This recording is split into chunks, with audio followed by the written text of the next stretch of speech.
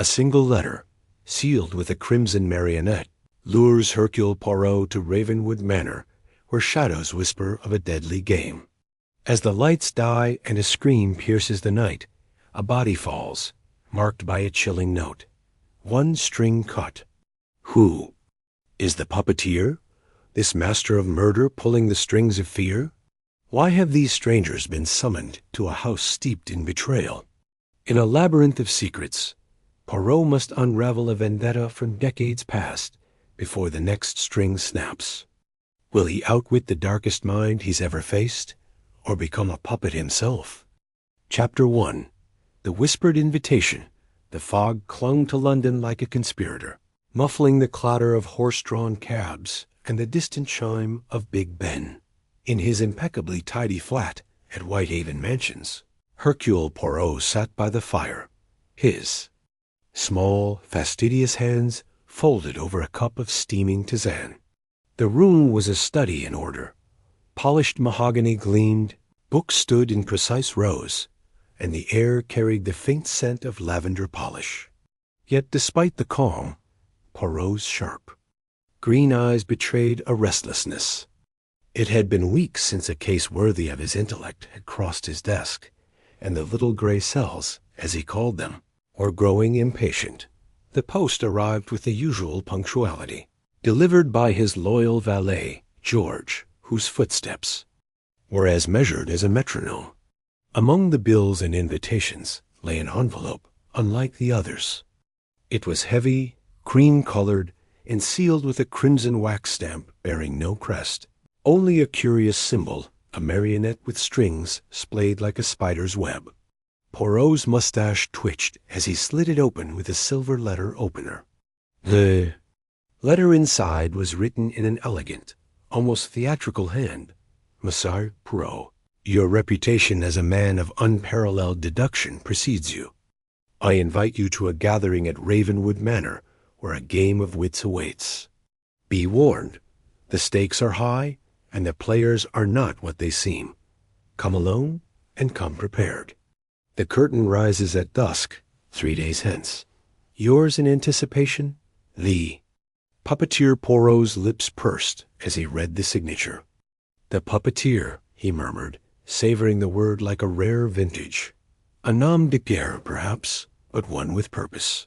He turned the letter over, noting the paper's quality expensive, handmade, with a faint watermark of a raven. The address of Ravenwood Manor, a secluded estate in the Sussex countryside, was scrawled at the bottom, along with the date, October 12, 1925. George, hovering discreetly by the door, raised an eyebrow. A case, sir? Perhaps, mon ami, Poirot replied, tapping the letter against his chin, but not one of the usual sort. This is a challenge, a gauntlet thrown at the feet of Hercule Poirot. And I shall pick it up. 3 days later, Poirot's hired. Car wound through the mist-shrouded lanes of Sussex, the driver muttering about the eerie quiet of the countryside. Ravenwood Manor loomed ahead, its Gothic spires piercing the fog like the claws of some ancient beast. The estate was a labyrinth of stone and shadow, its windows glowing with an amber light that flickered as if uncertain of its welcome. Ivy clung to the walls, and the air carried the damp scent of moss and secrets. Poirot adjusted his Homburg hat and stepped from the car, his patent leather shoes clicking on the gravel. The driver, a wiry man named Hobbs, shivered as he unloaded Poirot's valise. Place gives me the creeps, sir, he said, glancing at the manor. Heard stories about it. Old scandals, vanishings, that sort of thing. Stories, monsieur. Hobbs are often the shadows cast by truth, Poirot replied, his voice crisp. And I, Hercule Poirot, am here to illuminate. The massive oak doors creaked open before he could knock, revealing a butler whose gaunt face seemed carved from the same stone as the manor. Monsieur Poirot, the butler intoned, his voice a low rasp. I am Grayson. The master awaits. The master? Poirot's eyebrow arched. And who might that be? Grayson's lips thinned, but he said nothing, merely gesturing for Poirot to follow. The entrance hall was a cavern of opulence. A chandelier dripped crystal prisms, marble. Floors gleamed under Persian rugs, and portraits of stern-faced aristocrats glared from the walls. Yet there was an unease here, a sense that the grandeur was a facade hiding something darker. Grayson led Poirot to a drawing-room where a fire roared in a massive hearth. 7 other guests stood in clusters, their voices hushed, their eyes darting like hunted creatures. Poirot took their measure with a glance, his mind cataloguing details. The cut of a dress, the nervous twitch of a hand, the weight of a glance. First was Lady Eleanor Vance, a widow in her 40s, her auburn hair swept into an elegant chignon. Her emerald gown was exquisite, but her fingers toyed with a pearl necklace, betraying unease. Beside her stood Dr. Julian Crane, a physician with a hawkish face and spectacles that glinted in the firelight. His hands were steady, but his eyes. Flicked to the door too often. Next was Miss Clara Beaumont, a young actress whose beauty was as calculated as her smile. She leaned against a grand piano, her crimson lips curling as she whispered to Rupert Langley, a financier with a florid complexion and a gold watch chain that screamed wealth. Across the room, Professor Heinrich Müller, a German historian with a scarred cheek, sipped brandy and muttered to himself in guttural tones. Beside him, Mrs. Beatrice Langley, Rupert's wife, clutched a fan, her pale face a mask of barely concealed dread. Finally, there was Victor Kane, a retired colonel whose military bearing was undercut by a slight tremor in his left hand. He stood apart, staring into the fire as if it held answers.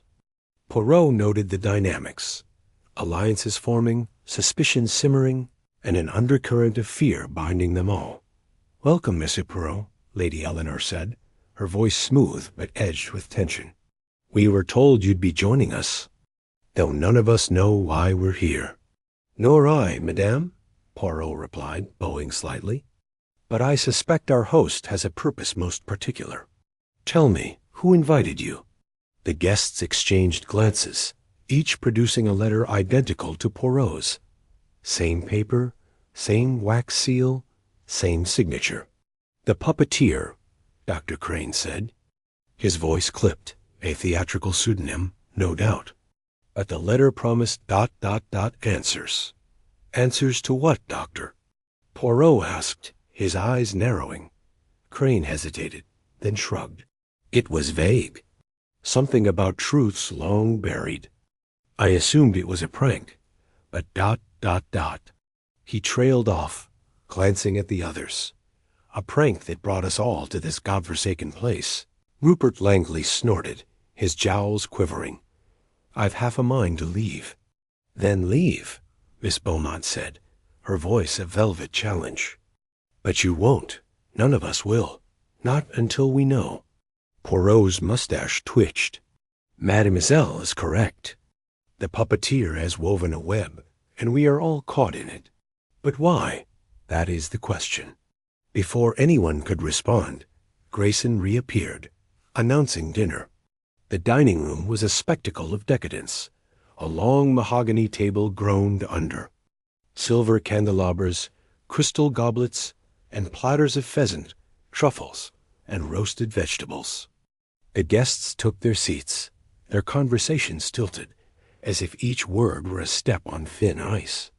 Poirot sat at the head, his eyes scanning the table like a general surveying a battlefield. The meal progressed with forced civility until Miss Beaumont raised her glass. "To our mysterious host," she said, her tone knocking. "May they reveal themselves before we all die of boredom." The words hung in the air, and then, with a deafening crash, every light in the manor went out. Darkness swallowed the room, thick and absolute. A woman, Mrs. Langley, Poirot thought gasped. Glass shattered somewhere to his left. And then a scream, high and raw, tore through the silence. Poirot remained still, his senses sharp. He heard the rustle of fabric, the scrape of a chair, the quick intake of breath. Calmez-vous, he called, his voice cutting through the chaos. No one move. Seconds later, the lights flickered back on, revealing a scene of disarray. A goblet lay shattered on the floor, wine pooling like blood. And at the far end of the table, Victor Kane slumped in his chair, his eyes wide and lifeless, a silver dagger protruding from his chest. Pinned to his lapel was a note, the same elegant script as the invitation. One string cut. The guests erupted in panic. Mrs. Langley sobbed, clutching her husband's arm. Dr. Crane leapt to Kane's side, checking for a pulse, but shook his head. "He's gone," he said, his voice hollow. Poirot rose, his movements precise, his mind racing. He approached the body, noting the angle of the dagger, the absence of blood on the table, the calm expression on Kane's face. This was no act of impulse, he said softly. This was planned, executed with precision. A puppeteer has begun their game. Who did this? Rupert Langley demanded, his face red. One of us? Or is this madman still here? Poirot's eyes swept the room, taking in the guests' faces. Fear, guilt, defiance. The puppeteer is clever, he said. They wish you as to suspect one another, to unravel. But I, Hercule Poirot, will not be so easily manipulated. He knelt beside Kane, examining the note. The paper was identical to the invitation, the ink still wet. He sniffed it, detecting a faint metallic. Tang. Curious, he murmured. This ink is not ordinary. A clue, perhaps.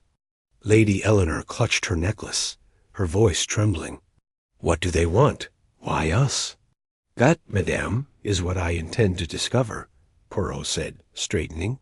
But for now, we must secure the manor. Grayson, lock all doors and windows. No one leaves until morning. The butler nodded, his face unreadable, and slipped away. The guests huddled together, their whispers filling the room like the rustle of leaves before a storm. Poirot stood apart, his mind a whirl of questions. Who was the puppeteer? Why had they chosen these people? And what was the significance of the marionette symbol? As the fire crackled and the wind howled outside, Poirot felt the weight of the challenge settle upon him. The puppeteer had struck, and the game was afoot. But Hercule Poirot was no mere puppet. He would cut the strings, one by one, until the truth lay bare. The night stretched on, and in the shadows of Ravenwood Manor, the first act had ended. But the curtain was far from falling. Chapter 2. The first puppet falls, the blackout at Ravenwood Manor plunged the grand ballroom into an abyss of shadow. The chandelier's gleam snuffed out like a candle in a storm. Hercule Poirot stood motionless, his ears straining against the sudden silence, broken only by the collective gasp of the assembled guests. The air was thick with the scent of beeswax candles and nervous anticipation. Then, like a crack in the night, a piercing scream tore through the darkness, sharp and raw, echoing off the high ceilings. It was a sound that promised no ordinary misfortune. Poirot's mustache twitched as his mind sharpened. The scream had come from the center of the ballroom, where moments ago the guests had been sipping champagne and exchanging guarded pleasantries. He adjusted his perfectly tailored dinner jacket, his small, precise hands steady despite the chaos. "Calm, Mies Amos," he murmured, though his voice carried an authority that hushed the rising panic. "Remain where you are. The lights will return." As if on cue, the chandeliers flickered back to life, casting their golden glow over the scene. The guests blinked, disoriented, their faces a gallery of fear, suspicion, and curiosity.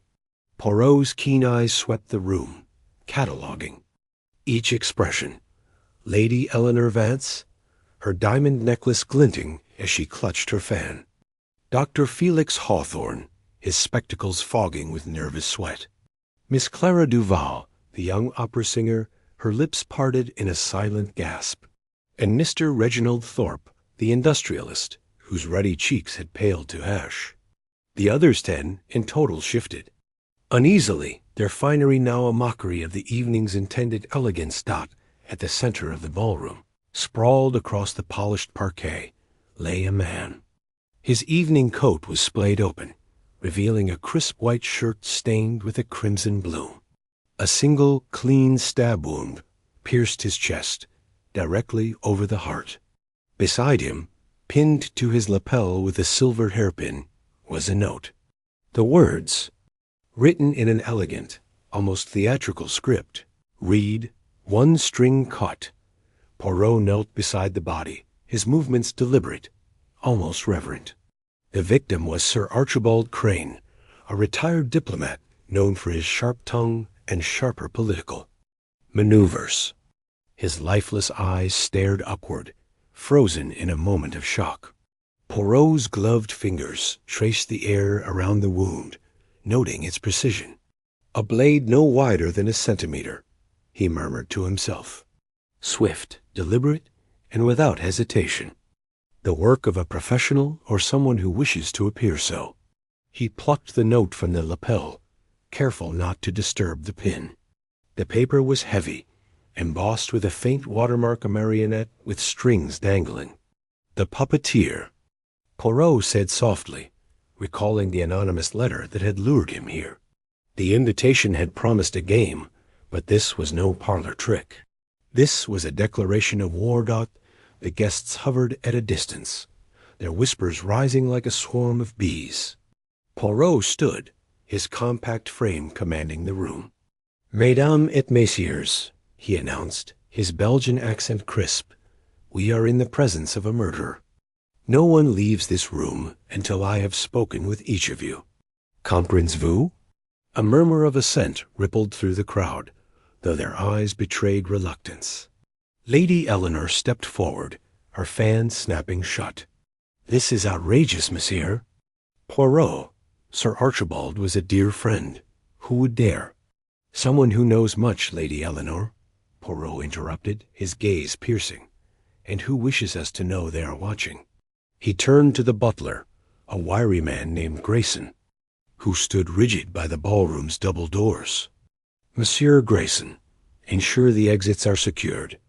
No one enters or leaves the manor without my knowledge." Grayson nodded, his face pale but composed. "At once, sir."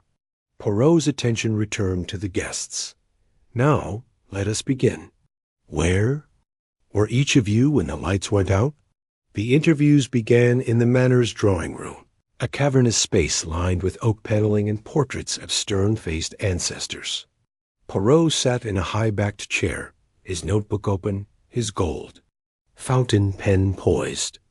The guests filed in one by one, each offering a variation of the same story. They had been mingling, sipping drinks, or admiring the manor's opulence when the lights failed. None admitted to seeing anything unusual, though their eyes told different. Taylor's Dr. Felix Hawthorne, a neurologist with a penchant for nervous tics, fidgeted as he spoke. I was near the refreshment table, discussing the vintage of the champagne with Miss Duval. When the lights went out, I froze. I heard the scream, but I couldn't see a thing. Poirot's eyes narrowed. "And you, a man of science, did not move to investigate?" Hawthorne's Adam's apple bobbed. "It was chaos, Monsieur Poirot. I thought it prudent to stay still. Miss Clara Duval, the opera singer, was next." Her voice, trained for the stage, carried a tremor. "I was with Dr. Hawthorne, yes, but I stepped away just before the blackout. I was adjusting my shawl by the mirror." Her fingers twisted the silk fringe of her dress, and Poirot noted the faint smudge of rouge on her cheek, as if applied. "In haste? Adjusting your shawl, mademoiselle?" Poirot asked, his tone mild but probing. "In the dark?" Her cheeks flushed. I meant before the lights went out. It was all so sudden." Mr. Reginald Thorpe, the industrialist, was less forthcoming. His broad shoulders filled the doorway as he entered, his jaw set like a bulldog's. I was by the fireplace, smoking a cigar. Didn't see a damn thing, and I don't appreciate being treated like a suspect. Poirot's smile was thin. Yet, here we are, monsieur, with a dead man and a note that suggests more will follow. Your cigar, did it remain lit during the blackout? Thorpe's eyes flickered. Suppose it did. What of it? A point of light in the darkness, Poirot mused. Curious that you saw nothing. Lady Eleanor Vance was the last to be interviewed. She swept into the room, her silver gown shimmering like moonlight. Monsieur Poirot, this is a travesty. Sir Archibald and I were old friends. We served on a diplomatic committee in Vienna years ago. He was a man of principle, though not without enemies. Poirot's mustache twitched. Enemies, Lady Eleanor? Pray, elaborate. She hesitated, her fan fluttering. He was outspoken, particularly about certain financial dealings. But that was long ago. Surely no one would hold such grudges. Now, Poirot made a note, his pen scratching softly. Grudges, madame, have a way of festering. As the interviews concluded, Poirot paced the drawing room, his mind a whirl of connections. The guests' stories were too neat, their alibis. Too convenient. The puppeteer had chosen this group deliberately, and Sir Archibald's death was no random act.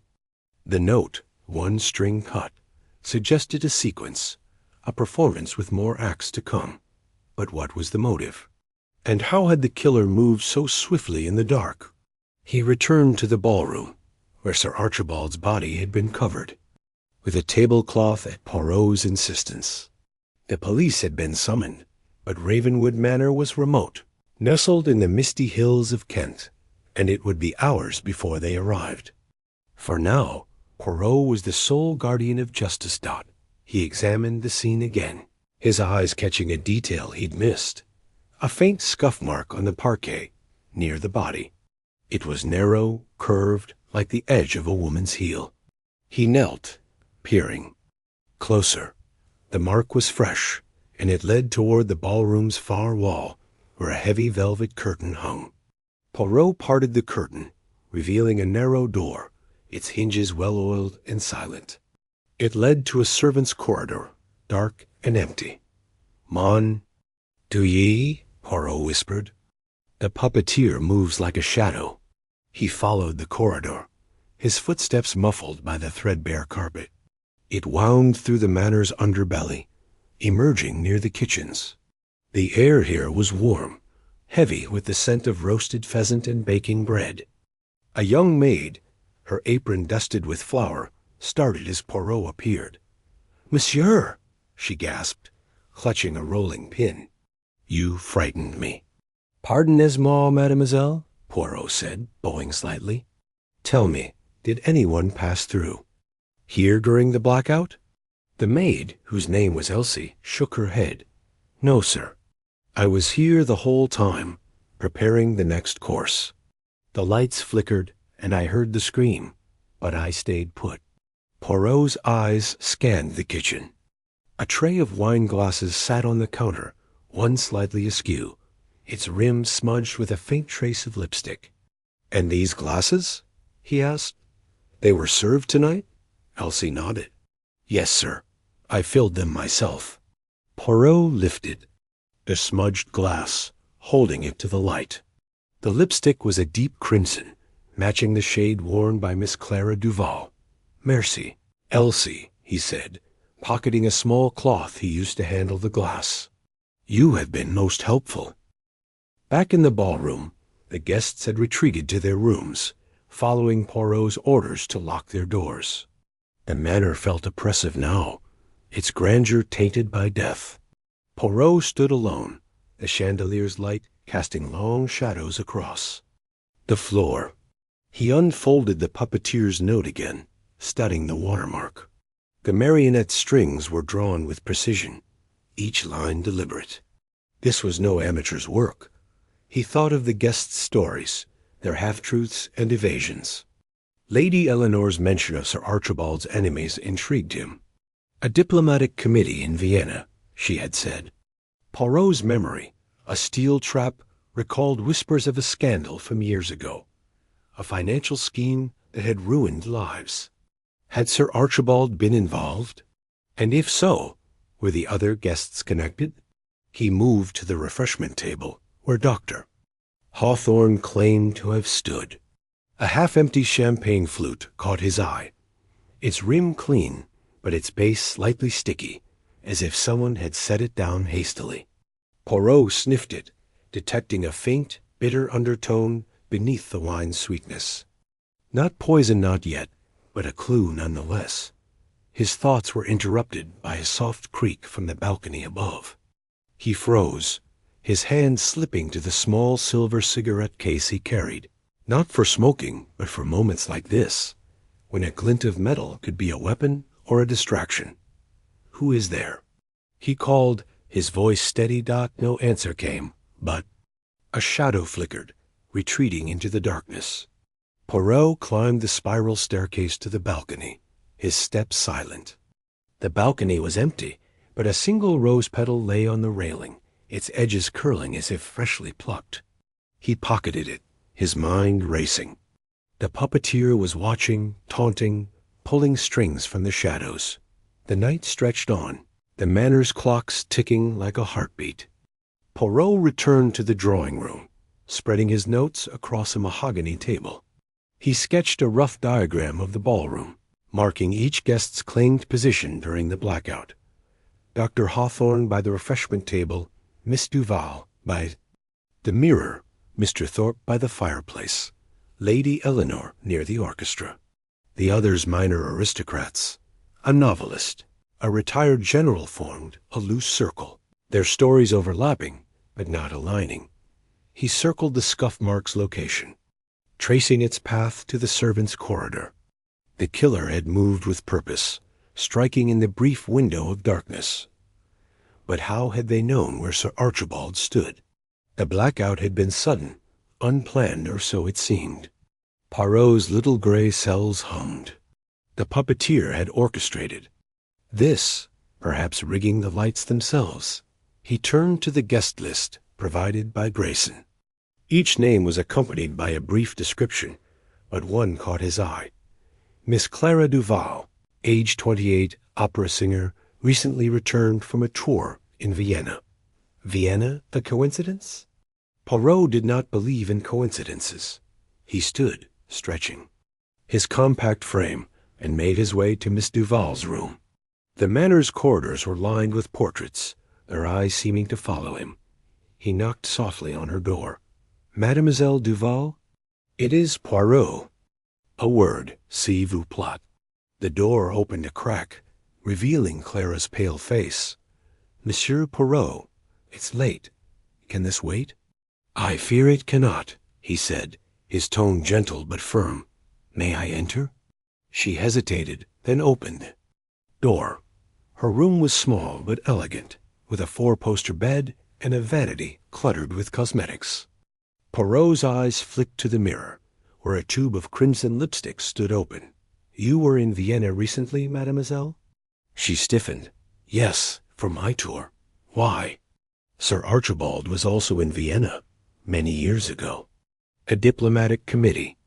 I believe. Did you ever meet him there?" Her laugh was brittle. "I was a child then, Monsieur Poirot. I only met Sir Archibald tonight." Poirot nodded, his expression unreadable. "And the blackout, where exactly were you?" "I told you, by the mirror." "Yet your lipstick," he said, producing. The smudged glass from his pocket, wrapped in the cloth, was found in the kitchen. "Curious none?" Her eyes widened, but she recovered quickly. I must have left it there earlier. I was exploring the manor."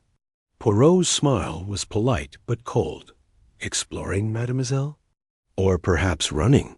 She opened her mouth to protest, but a distant thud interrupted her. It came from the floor above, heavy and deliberate. Poirot's head snapped up.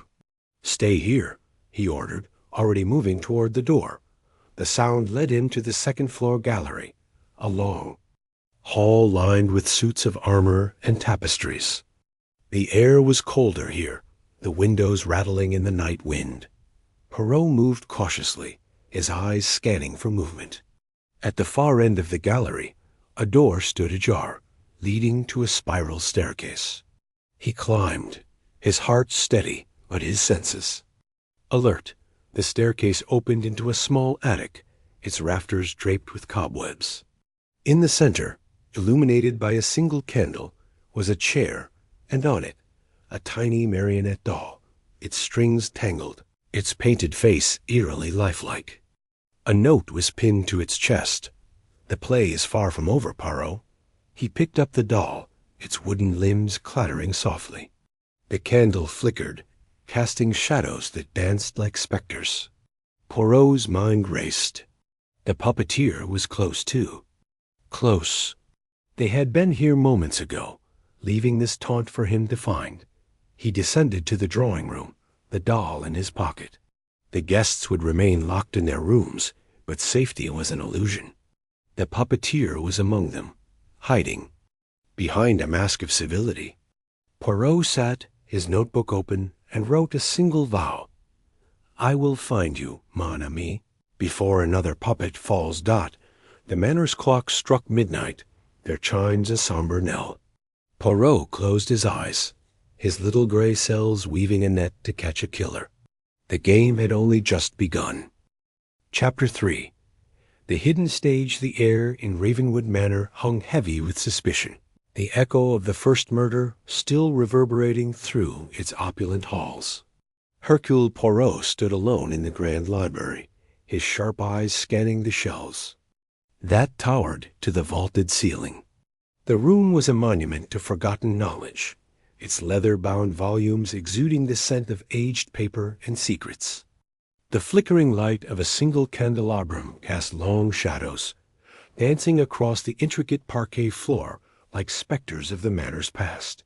Poirot's mustache twitched as he pondered the cryptic note found on the body in the ballroom. 1. String cut. The puppeteer, as this shadowy orchestrator styled themselves, was no ordinary killer. This was a mind that thrived on theatrics, weaving a deadly performance with the guests as unwitting players.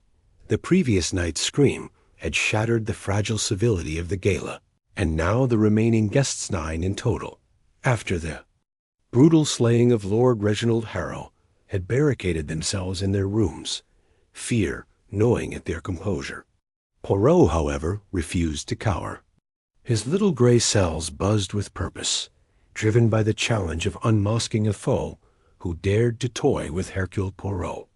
He moved with deliberate grace, his polished shoes silent against the floor, and paused before a section of the bookshelf. That seemed out of place. The titles here were eclectic, a jumble of obscure plays and treatises on stagecraft, unlike the orderly classics elsewhere. His fingers brushed the spine of a worn copy of The Mask of the Red Death, and he felt a faint vibration of mechanism stirring within the wood. With a gentle push, the shelf clicked and swung inward, revealing a narrow passage cloaked in darkness. Poirot's lips curled into a faint smile. "Mon Dieu, the stage is set," he murmured, retrieving a small flashlight from his pocket. The beam cut through the gloom, illuminating a stone staircase that spiraled downward. The air grew cooler, tinged with the musty scent of neglect as he descended. Each step echoed softly, a reminder of the manor's age and secrets. At the bottom, the passage opened into a hidden chamber, its walls lined with theatrical relics. Velvet curtains, gilded masks, and a collection of marionette puppets dangling from hooks, their painted faces frozen in eerie expressions.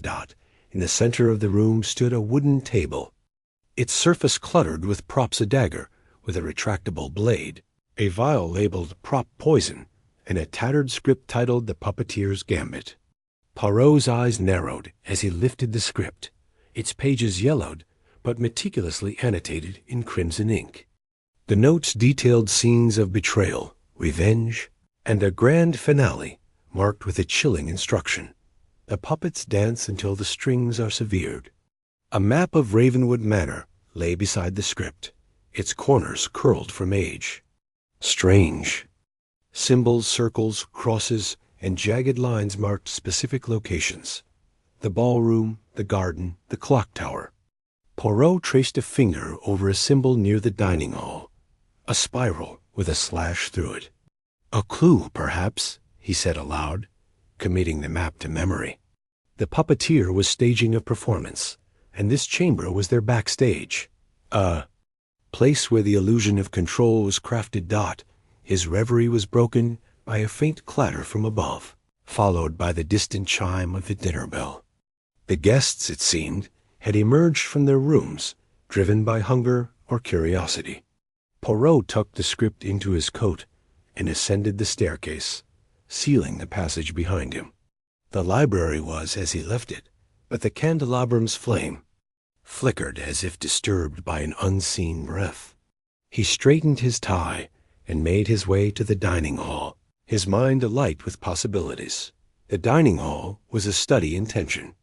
The long mahogany table gleamed under the chandelier's glow, but the guests' faces were drawn, their eyes darting to one another with suspicion. Lady Beatrice Langley, a sharp-tongued dowager with a penchant for emeralds, sat at one end, her gloved hands clutching a glass of wine. Across from her was Dr. Victor Crane, a retired surgeon whose calm demeanor belied a nervous tic in his jaw. Beside him, Miss Clara Voss, a young actress with a cascade of auburn curls, stared at her untouched plate, her fingers twisting a silk handkerchief.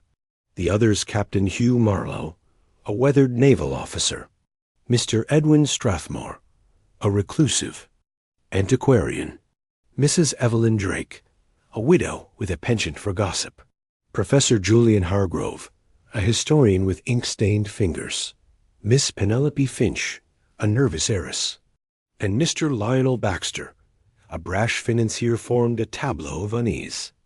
Took his seat, his presence commanding silence. "Mies Amos," he began, his voice smooth as velvet, "we are gathered not only for sustenance, but for survival. The puppeteer watches us, and we must watch each other. Trust is a luxury we cannot afford." Lady Beatrice scoffed, her emerald necklace glinting. Trust? After what happened to poor Reginald?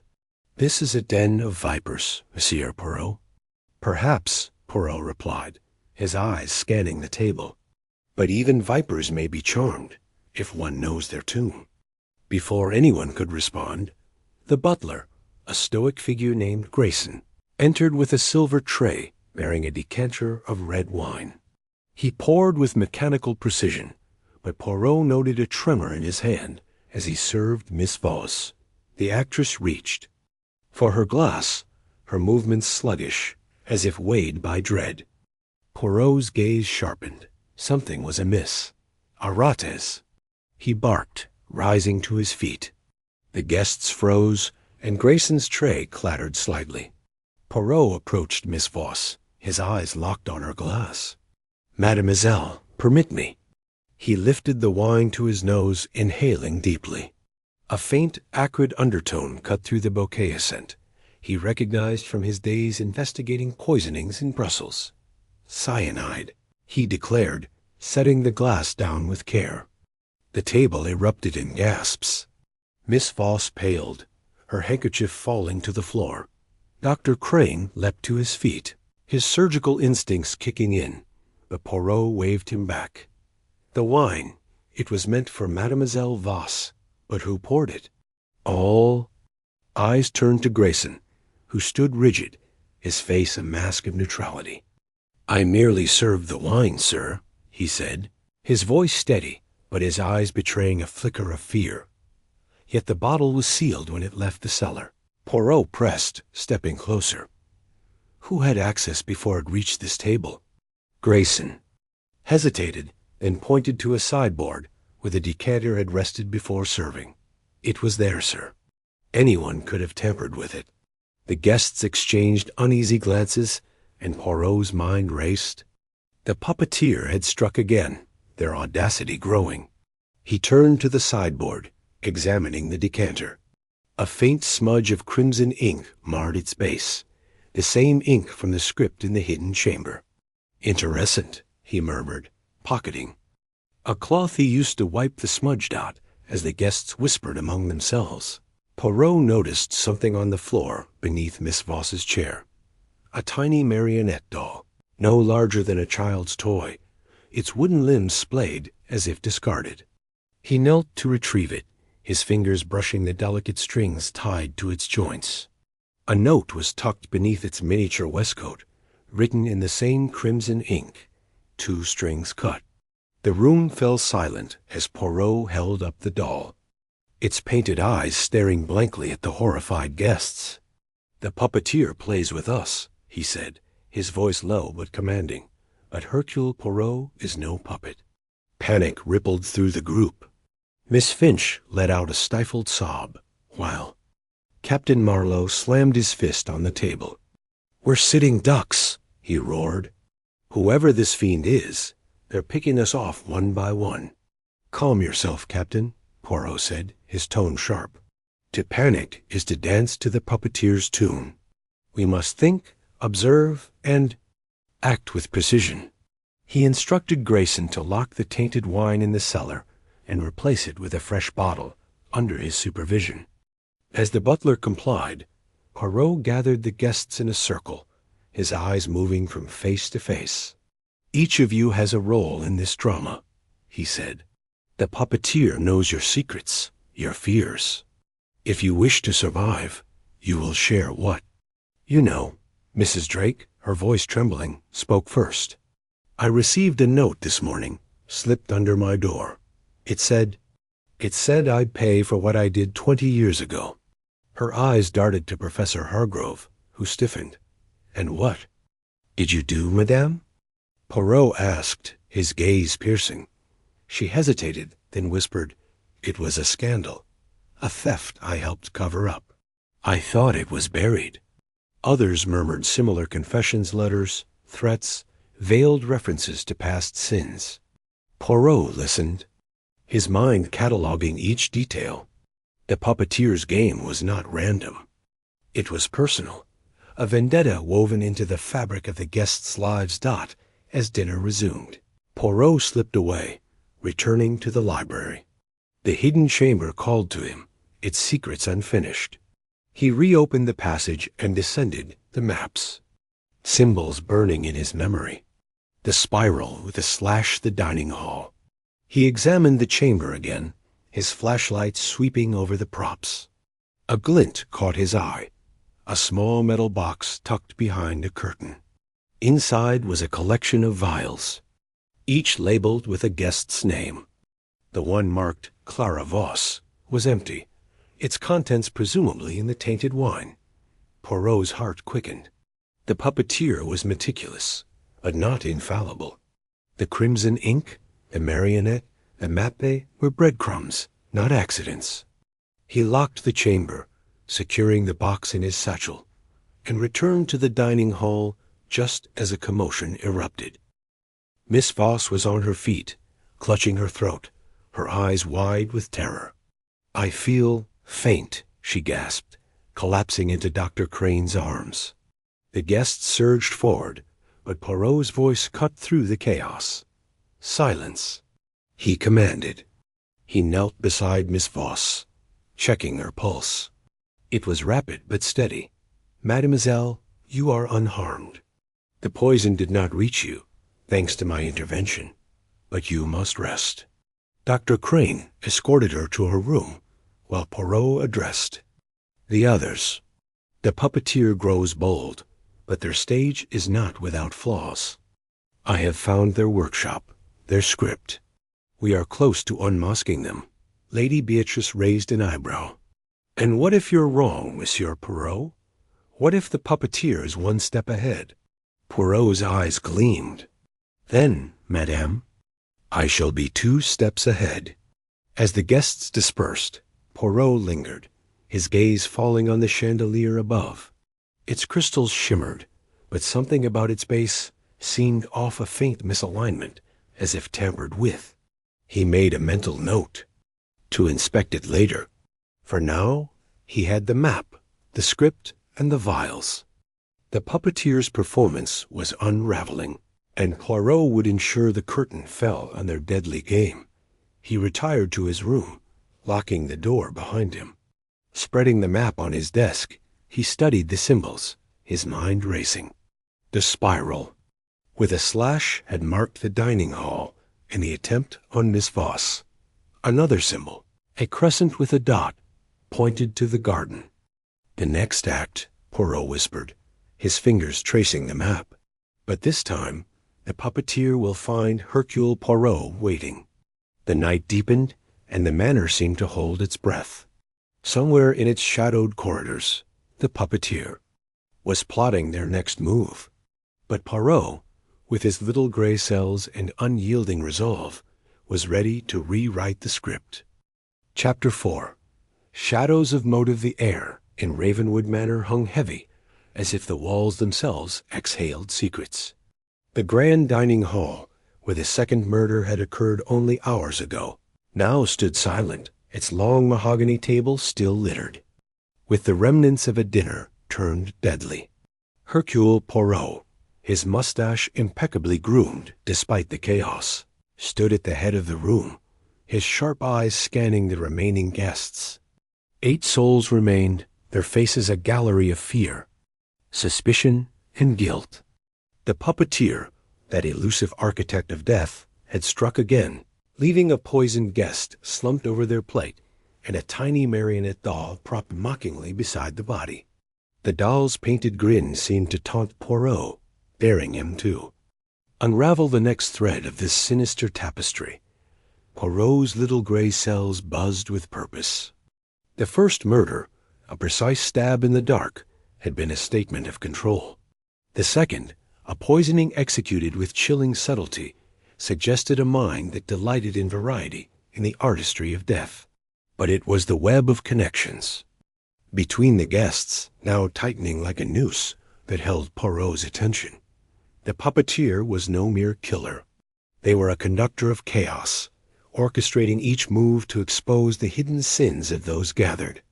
And now, with the manor locked down and panic simmering, Poirot knew the next act was imminent. He clapped his hands sharply, the sound cutting through the murmurs of the guests huddled near the fireplace. "Mies Amos," he began, his voice calm but commanding. "We must proceed with order. The puppeteer wishes us to scatter, to succumb to fear, but Hercule Poirot does not scatter. We will uncover the truth together by examining the shadows of your motives." The guests exchanged wary glances. Lady Evelyn Marwood, a silver-haired widow with a penchant for emeralds, clutched her shawl tightly. Beside her, Dr. Felix Harrow, a wiry man with a perpetual frown, adjusted his spectacles nervously. Across the room, Mr. Julian Trent, a brash industrialist, leaned against a pillar, his eyes darting to the exits. Miss Clara Beaumont, a young actress with a porcelain complexion, sat rigid, her hands twisting a silk handkerchief. Captain Reginald Voss, a retired military man with a scarred cheek, stood stiffly, as if awaiting orders. Mrs. Dorothea Klein, a sharp-tongued art dealer, sipped brandy with forced nonchalance. Professor Leonard Quillian, an aging historian with a trembling hand, scribbled notes in a small book. And finally, Mr. Victor Langston, a reclusive chemist, hovered at the edges, his gaunt face unreadable. Poirot's gaze lingered on each, searching for the telltale flicker of guilt. "The puppeteer," he continued, "knows each of you. They have studied your lives, your secrets. They have sent you threats, letters, perhaps, that pierced the heart of your past." A collective intake of breath confirmed his suspicion. Lady Marwood's hand flew to her throat, where a locket hung a nervous habit Poirot had noted earlier. Dr. Harrow's frown deepened, his fingers tightening on his glass. Clara Beaumont's eyes widened, betraying a flicker of panic. "Speak, if you please," Poirot urged. "What do these letters say?" The truth is our only defense. Silence stretched, taut as a violin string. Then Clara Beaumont's voice broke through, tremulous but clear. Mine came a week ago, she said, her eyes fixed on the floor. It was slipped under my door at the theater. It said I'd pay for what I took, that my stolen role would be my undoing. Poirot tilted his head. Stolen role, mademoiselle? Explain. Clara hesitated, her cheeks flushing. It was years ago. A rival actress, Marianne Duval, she was meant to star in The Crimson Veil, but I convinced the director she wasn't right for it. She lost everything after that. Her career, her spirit. She died last year. They said it was an accident, but her voice faltered, and she buried her face in her handkerchief. Poirot's eyes gleamed. And this Marianne Duval, she had friends? Family? I don't know, Clara whispered. The letter was signed The Puppeteer. I thought it was a cruel prank until tonight. Poirot turned to the others. Who else? Captain Voss stepped forward, his jaw tight. Mine arrived at my club. It mentioned a court-martial 20 years ago. A man under my command died because of an error in judgment. The letter said I'd face justice for abandoning him. His voice was steady, but his scarred cheek twitched. One by one, the guests confessed. Lady Marwood's letter accused her of betraying a lover, leading to his ruin.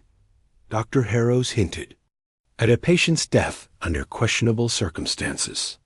Julian Trent's referenced a factory fire that killed workers, hushed up with bribes. Mrs. Klein spoke of forged paintings sold to unsuspecting collectors. Professor Quillians alluded to plagiarized research that destroyed a colleague's career. Victor Langston, the chemist, admitted to a letter accusing him of selling dangerous compounds to unscrupulous buyers. Each revelation wove a tapestry of shame, linking the guests to a shared darkness. Poirot paced slowly, his hands clasped behind his back. A scandal, Mies Amos, a thread that binds you all. The puppeteer knows of it. But what is this event, this moment in time, that fuels such vengeance? No one answered. The fire crackled, casting shadows that danced like specters on the walls. Poirot stopped, his gaze settling on the dining table, where the tiny marionette doll still sat, its wooden limbs splayed. He approached it, lifting it carefully with a handkerchief. The doll's eyes, painted with eerie precision, seemed to follow him. Tucked into its miniature waistcoat was a folded slip of paper.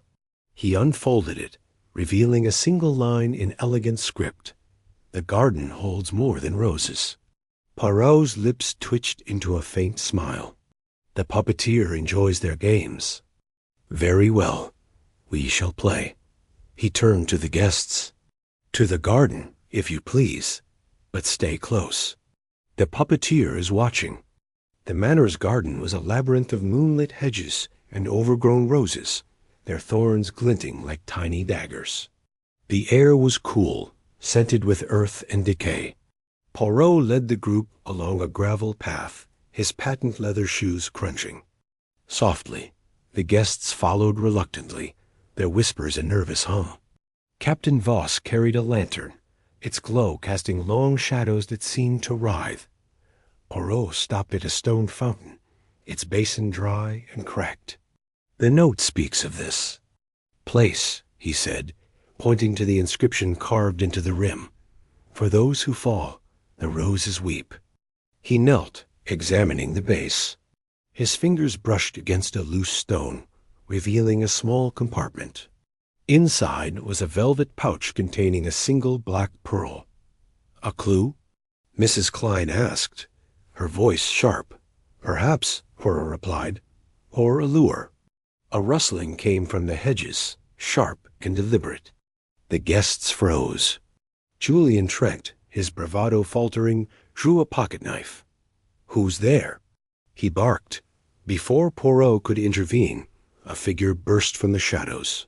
A young man, disheveled and wild-eyed, clutching a trowel. "Stay back," he shouted, brandishing the tool like a weapon. "I won't let you ruin me." "Mr. Trent, lower your knife," Poirot commanded, stepping forward. "And you, monsieur, explain yourself." The man's eyes darted between the guests. "I'm Henry Gale, the groundskeeper. I saw you poking around. You're after it, aren't you?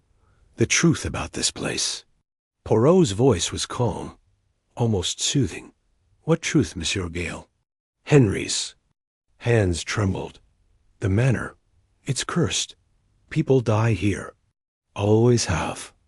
And now you lot, digging up the past, it stirred something up. I got a letter, too. Said I'd be next if I didn't run." Poirot's eyes narrowed.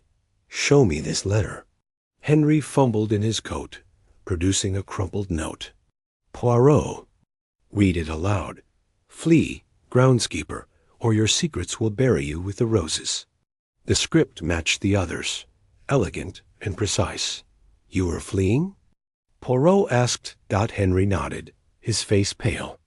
"I was halfway to the gate when I heard you coming.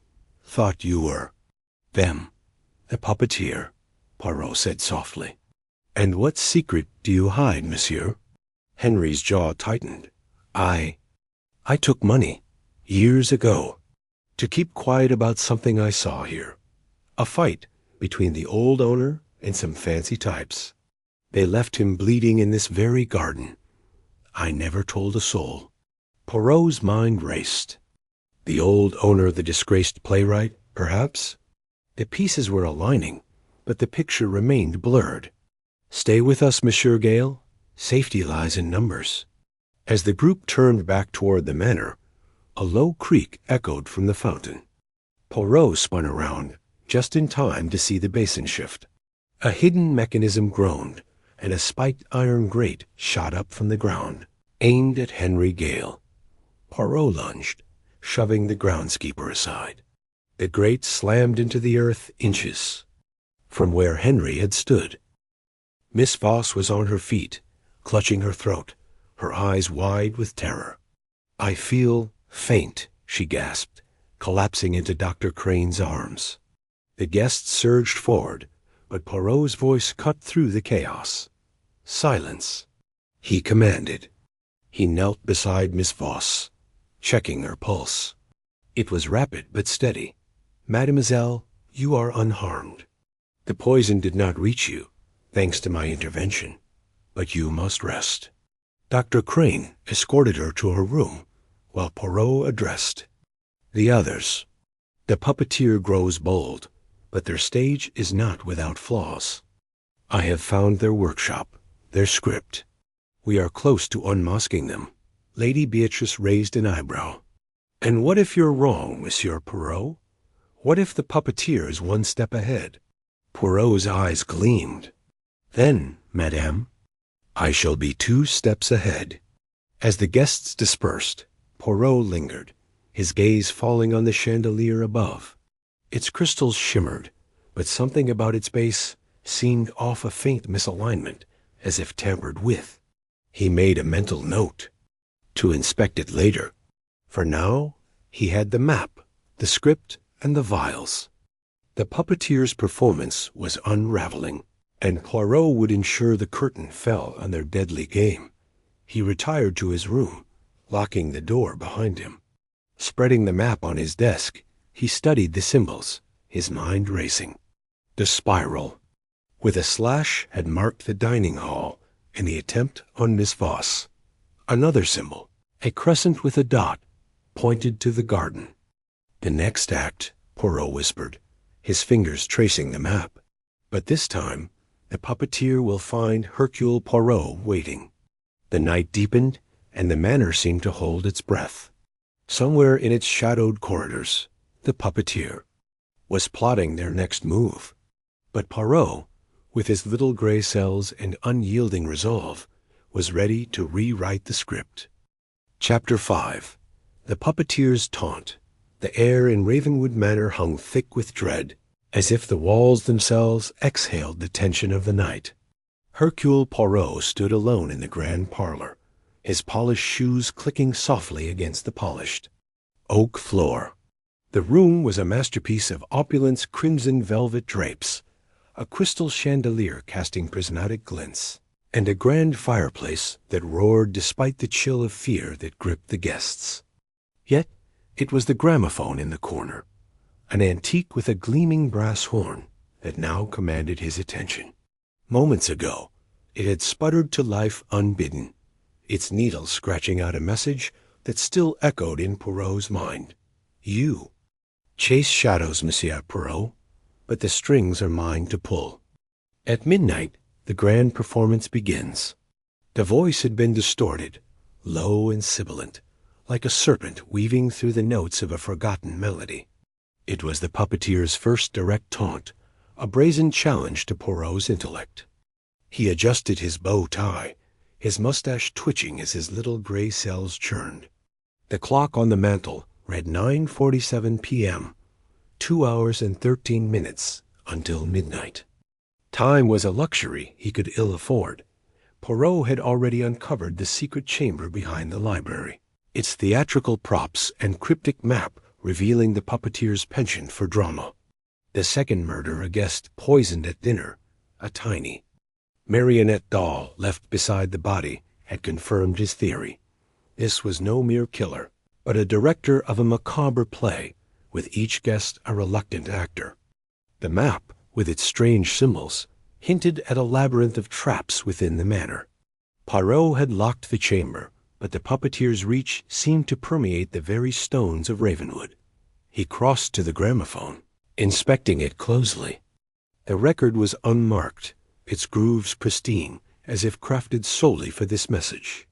Mon Dieu, he murmured, a performance indeed. His fingers traced the brass horn, searching for clues, but found only the cold perfection of the machine. The puppeteer had planned this moment, anticipating Poirot's scrutiny. It was a game of wits, and the stakes were lives. The parlor door creaked open, and Lady Eleanor Grayson entered, her emerald gown shimmering in the firelight. She was a vision of poise, but her eyes betrayed a flicker of unease. Monsieur Poirot, she said, her voice steady but strained. The guests are growing restless. They fear the puppeteer's next move. Some speak of fleeing. Poirot turned, his gaze piercing. Fleeing, madame? To where? The puppeteer has woven a web around this manor. To run is to invite the spider's bite. He gestured to the gramophone. This message, it is a challenge, yes, but also a distraction. The puppeteer wishes us to panic, to scatter. We must remain composed. Lady Eleanor's lips tightened. And how do we do that when death stalks us? First Lord Haverford, stabbed. In the ballroom, and now poor Miss Langley, poisoned at our table. Who is next? Poirot raised a hand, his tone calm but firm. The puppeteer selects their victims with precision, madame. Each death is a scene in their play, each clue a line. In their script, we must read between these lines. Tell me, have you received anything unusual? A note, perhaps? She hesitated, then reached into her sleeve, producing a folded slip of paper. This was slipped under my door an hour ago. Her hand trembled as she handed it to Poirot, unfolded it carefully. The script was elegant, the ink a deep indigo.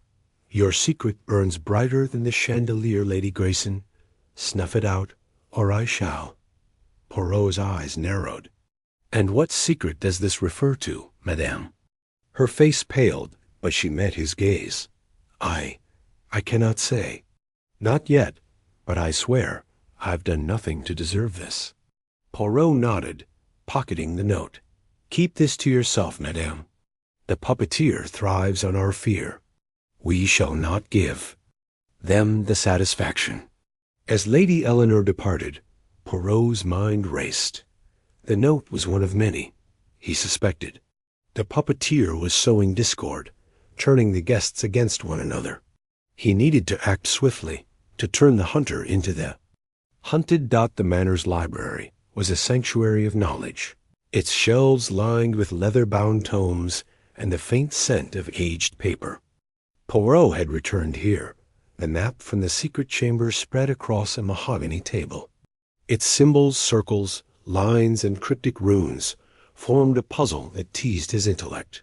He had deduced that the map outlined the manor's layout, with certain rooms marked as stages for the puppeteer's acts. One symbol, a coiled serpent, appeared repeatedly near the east wing. He was interrupted by Captain Reginald Thorne, a retired military man with a scar across his cheek and a temper to match. "Poirot," he barked, striding in. "This is madness. We're sitting ducks while you play detective. I say we arm ourselves and hunt this fiend down." Poirot's mustache twitched. "Arm ourselves, Capitaine? And what shall we hunt? A shadow? A whisper? The puppeteer is no common thug to be cornered with a rifle. They are a mind, and it is with the mind we must fight them." Thorne scoffed, slamming a fist on the table. "Mind games won't save. You S when the next knife falls." "Perhaps not," Poirot replied, his voice cool. "But tell me, Capitaine, why does the puppeteer unsettle you so? Have you, too, received a note?" Thorne's jaw clenched, and for a moment Poirot thought he might strike. Instead, he pulled a crumpled paper from his pocket and flung it onto the table. "Read it, if you must." The note was in the same indigo ink. "Your medals hide a coward's heart, Thorne. The stage is set for your disgrace." Poirot studied it, then Thorne. "A coward, Capitaine? A curious accusation for a man of your valor." "It's nonsense." Thorne snapped, but his eyes darted away. "I've faced worse than this puppeteer in the war. They don't scare me." "Yet they know you," Poirot said softly. "And knowledge, Capitaine, is their weapon." Thorne stormed out, leaving Poirot to ponder the note. The puppeteer was exploiting the guests' pasts, their shame. But how did they know so much? A servant, perhaps. Or someone closer? By 10:30 p.m., Poirot had gathered the remaining guests in the dining hall, a cavernous room adorned with portraits of Ravenwood's former lords. The air was heavy with suspicion, eyes flitting from face to face. There were 8 left: Lady Eleanor, Captain Thorne, Dr. Julian Harrow, a nervous chemist named Clara Voss, the enigmatic playwright Victor Marlowe, the young heiress Beatrice, Langley, cousin to the deceased Miss Langley, a retired judge named Sir Harold Winthrop, and a quiet governess, Miss Evelyn Price. Poirot stood at the head of the table, his presence commanding despite his diminutive stature. "Mesdames et messieurs," he began, "the puppeteer seeks to divide us, to make us fear one another. They have sent notes, yes? Notes that pierce the heart with secrets. I ask you now share these notes with Poirot.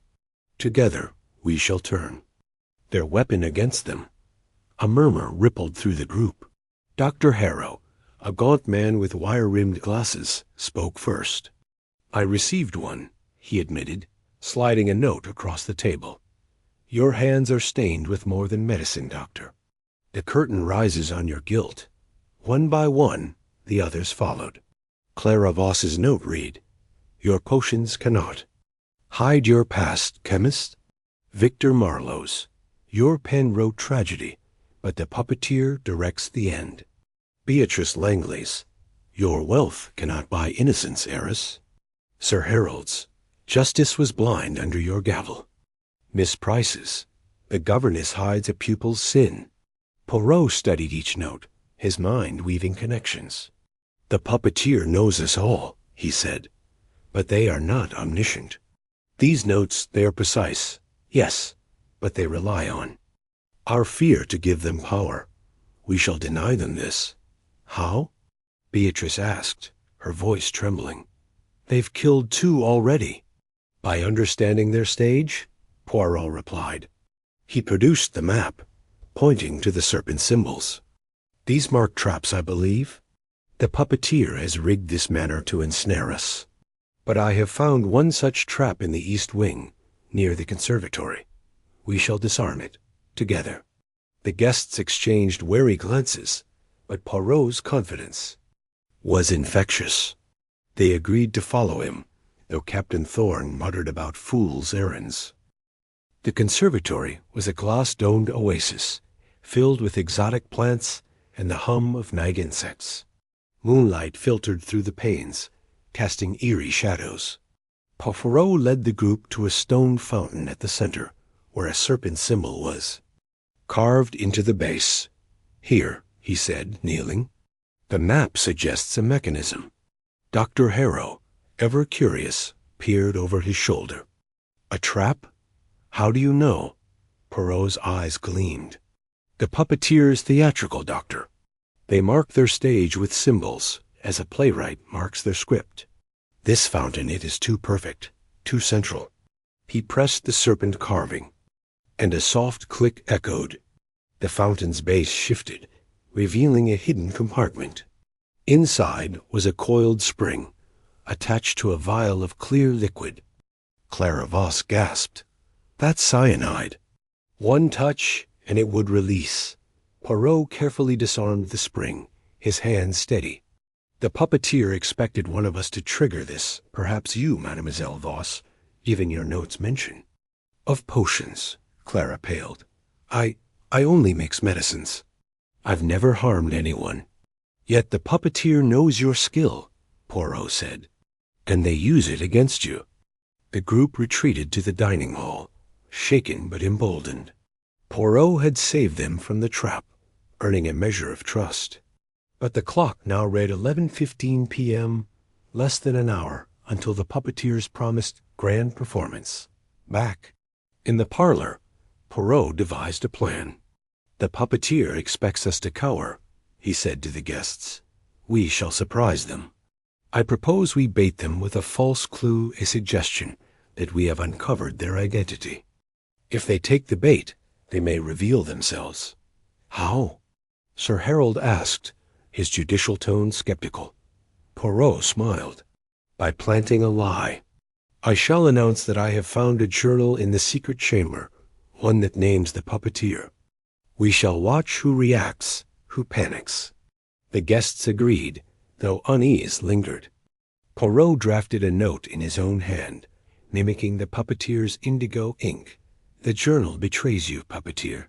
Your name is known." He slipped it into the gramophone's horn, ensuring it would be found out as the clock neared 11:45 p.m. Poirot gathered the guests in the parlor once more. "Me's Amos," he declared. "I have found a journal in the secret chamber. It contains the puppeteer's true name. By morning, this game will end." The room fell silent. Eyes darted, hands twitched. Victor Marlowe's fingers tightened on his glass. Clara Voss bit her lip. Captain Thorne's scar seemed to pulse. Poirot watched them all, his gaze a net cast for the slightest tremor. Then a crash from the hallway. The group rushed out to find a shattered vase, and beside it, a new note in indigo ink. "Lies will not save you, Poirot." The curtain rises. At midnight, Poirot's heart quickened. The puppeteer had taken the bait, but they were still in control. He glanced at the clock. 11:55 p.m. 5 minutes remained. The final moments before midnight were a symphony of tension. Poirot positioned the guests in the ballroom, insisting they stay together. "The puppeteer will strike," he said. "But we are ready." As the clock struck 12, the chandelier flickered, and a low hum filled the room. The gramophone, now in the ballroom, crackled to life. The puppeteer's voice returned, colder now. "You think you've outwitted me, Poirot? The stage is mine. Look to the shadows." A scream pierced the air. Beatrice Langley pointed to the balcony above, where a figure in a black cloak stood, a marionette doll dangling from their hand. The guests froze, but Poirot sprang into action, racing up the stairs. The figure vanished into the corridors, but Poirot pursued, his mind sharp despite the pounding of his heart. In a darkened hallway, he found the cloak discarded, a final taunt. But beside it was a single indigo-stained feather, a clue the puppeteer had not meant to leave. Poirot pocketed it, his resolve hardening. The puppeteer had slipped, and he would seize the advantage dot as he returned to the ballroom. The guests surrounded him, shaken but alive. The puppeteer is close, he told them. And they are not infallible. Tomorrow we end this play. The night settled into an uneasy quiet, but Poirot did not sleep. The feather, the notes, the traps, they were pieces of a puzzle he would solve. The puppeteer's taunt had only steeled his determination. The stage was set, and Hercule Poirot would not be outplayed. Chapter 6. Midnight's masquerade. The air in Ravenwood Manor hung heavy with suspicion, the walls themselves seeming to pulse with the weight of secrets. Hercule Poirot stood in the grand foyer, his polished shoes gleaming against the black and white marble floor, his mustache impeccably trimmed as always. His sharp eyes scanned the faces of the remaining guests, each one a potential puppet in the sinister game orchestrated by the elusive figure known only as the puppeteer. The events of the past days, 2 murders, cryptic notes, and a hidden chamber filled with theatrical props, had woven a tapestry of dread. Yet Poirot, with his unyielding faith in the power of his little gray cells, had resolved to turn the tide. Tonight, under the guise of a masquerade ball, he would lure the puppeteer into the open. The idea had been his own, a calculated risk to shake the killer from the shadows. The guests, though shaken by the mounting body count, had agreed to play. Alone, their fear tempered by a desperate hope that Poirot could end this nightmare. The ballroom, with its towering crystal chandelier and gilded mirrors, had been transformed into a stage for deception. Velvet drapes in deep burgundy framed the tall windows, and flickering candelabras cast dancing shadows across the polished parquet floor. Masks, provided by Poirot's instruction, lay on a table near the entrance, elaborate creations of feathers, lace, and gold filigree, each designed to conceal identity and invite intrigue. As the clock struck 9, the guests began to gather, their faces hidden behind masks that ranged from Venetian elegance to grotesque fantasy. Poirot himself wore a simple black domino mask, its stark lines accentuating the intensity of his gaze. He moved among the crowd, his small stature belying the commanding presence that drew every eye. The orchestra, hired from a nearby town before the manor's isolation became absolute, struck up a waltz, its mournful notes weaving through the chatter.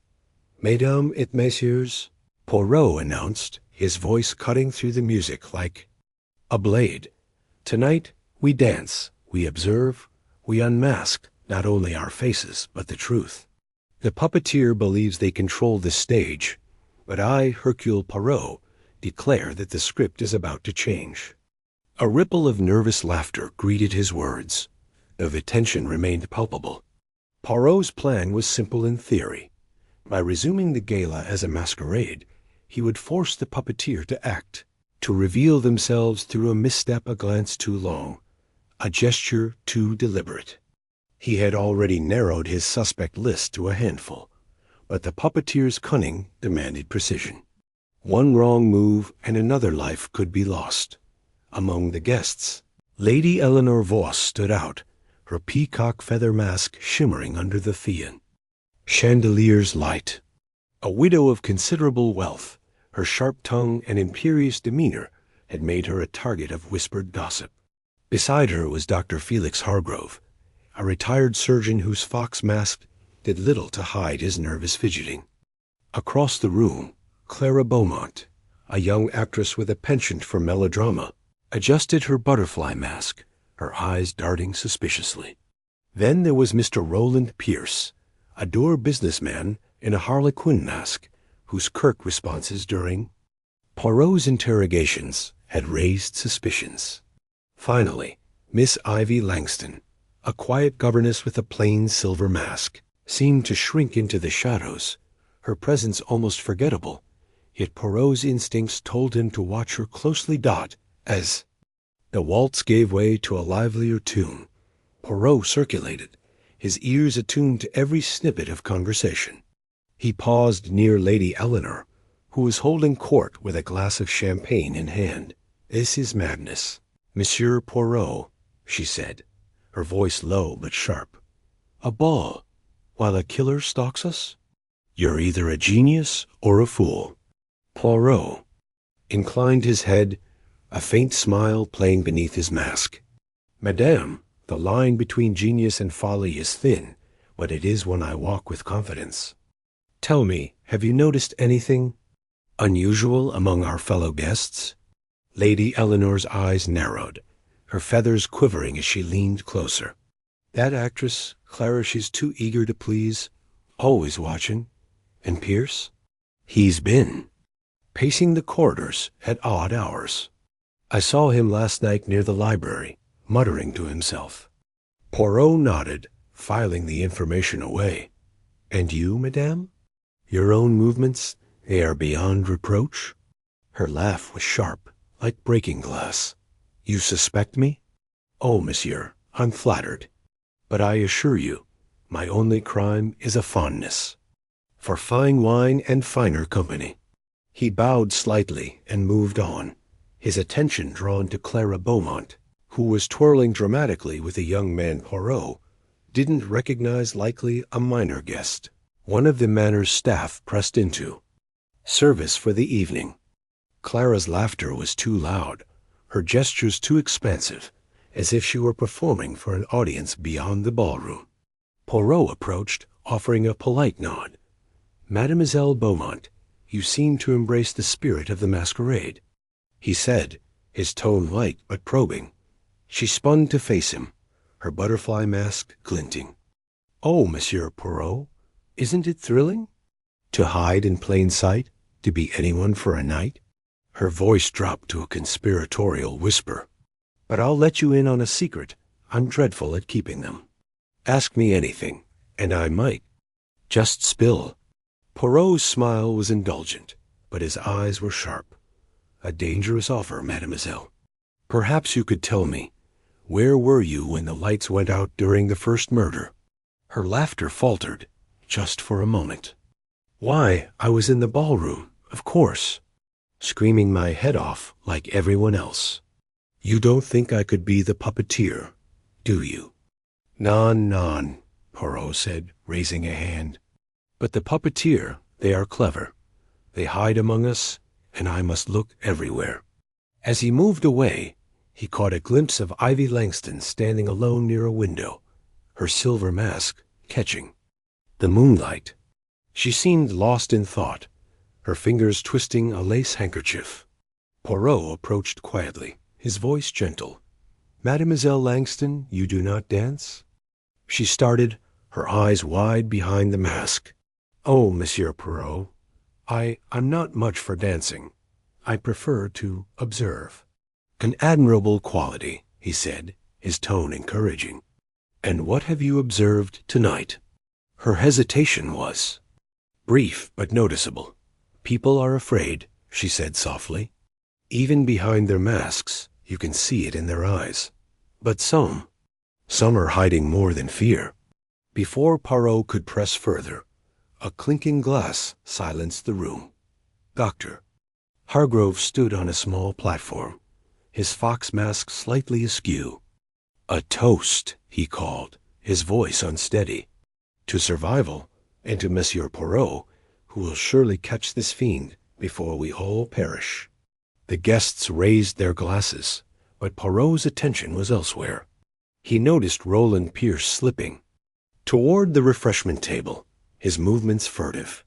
Poirot followed, his steps silent on the parquet. The table was laden with crystal goblets filled with ruby-red wine, but one glass, slightly apart, caught his eye. Its contents shimmered oddly, a faint cloudiness betraying tampering. "Monsieur Pierce?" Poirot said sharply, stepping into his path. "You seem most interested in the refreshments." Pierce froze, his harlequin mask giving him a sinister air. Just thirsty, Poirot. Nothing more. Then allow me to assist. Poirot reached for the clouded glass, but in a swift motion, he swapped it with another from the table, his sleight of hand unnoticed by the crowd. This one, I think, is more to your taste. Pierce hesitated, then took the new glass, his. Jaw tight. You're a strange man, Poirot. And you, monsieur, are a man worth watching. As Pierce moved away, Poirot discreetly handed the tampered glass to a trusted footman, whispering instructions to have it analyzed later. The near poisoning confirmed his suspicions. The puppeteer was here, among them, and they were growing. Bold dot the music swelled, and the dance floor filled once more. Poirot's eyes darted from guest to guest, cataloging every detail, the way Clara's fingers lingered on her partner's arm, the way Hargrove's hands trembled as he sipped his wine, the way Ivy's gaze followed Lady Eleanor with quiet intensity. A subtle movement caught his attention. A masked figure, dressed in a nondescript black cloak, slipping through a side door. Poirot followed, his heart quickening. The door led to a narrow corridor, dimly lit by flickering sconces. At the far end, a shadow moved a figure, pausing to scribble something on a scrap of paper. Poirot crept closer, his breath steady despite the thrill of the chase. The figure dropped the paper and vanished around a corner. Poirot retrieved it, his gloved fingers unfolding the note with care.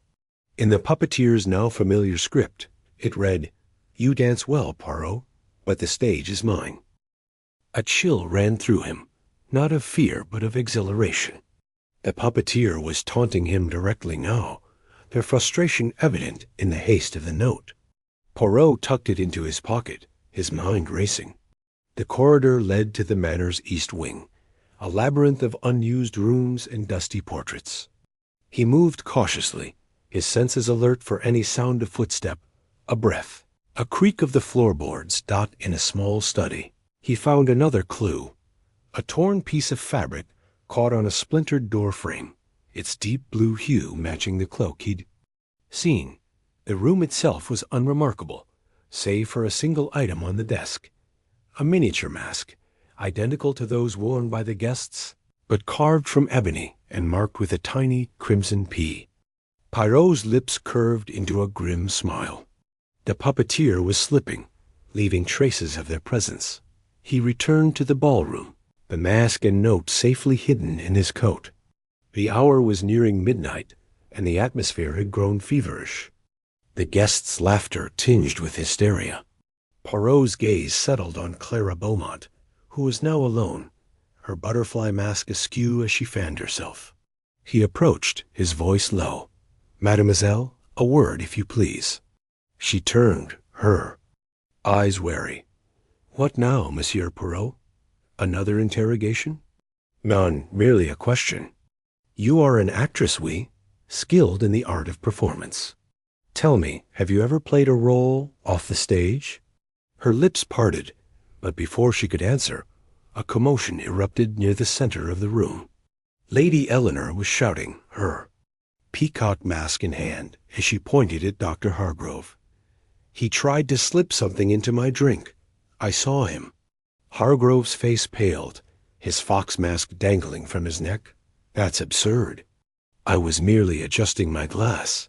"Enough!" Poirot's voice cut through the din, commanding silence. He stepped forward, his presence calming the chaos. "Madame Voss, you are certain of what you saw?" "Absolutely," she snapped. He leaned over my glass, and I saw a vial in his hand, Hargrove stammered, his hands raised. "I swear, I'm no killer. I was only checking the wine, ensuring it was safe." Poirot's eyes narrowed, his mind piecing together the fragments. Hargrove's panic seemed genuine, but his explanation was weak. And yet, Lady Eleanor's accusation was too convenient, too perfectly timed. Poirot turned to the crowd, his voice steady. "Mies Amos, the puppeteer thrives on our mistrust. They wish us to turn on one another. But I, Hercule Poirot, will not be so easily played.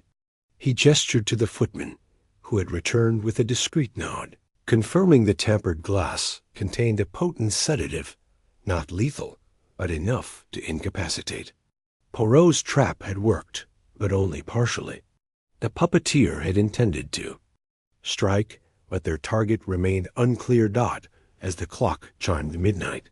The lights flickered, plunging the ballroom into darkness. Gasps and cries filled the air, but Poirot remained calm, his hand on the ebony mask in his pocket. When the lights returned, Clara Beaumont was slumped against a pillar, her butterfly mask gone, her face pale.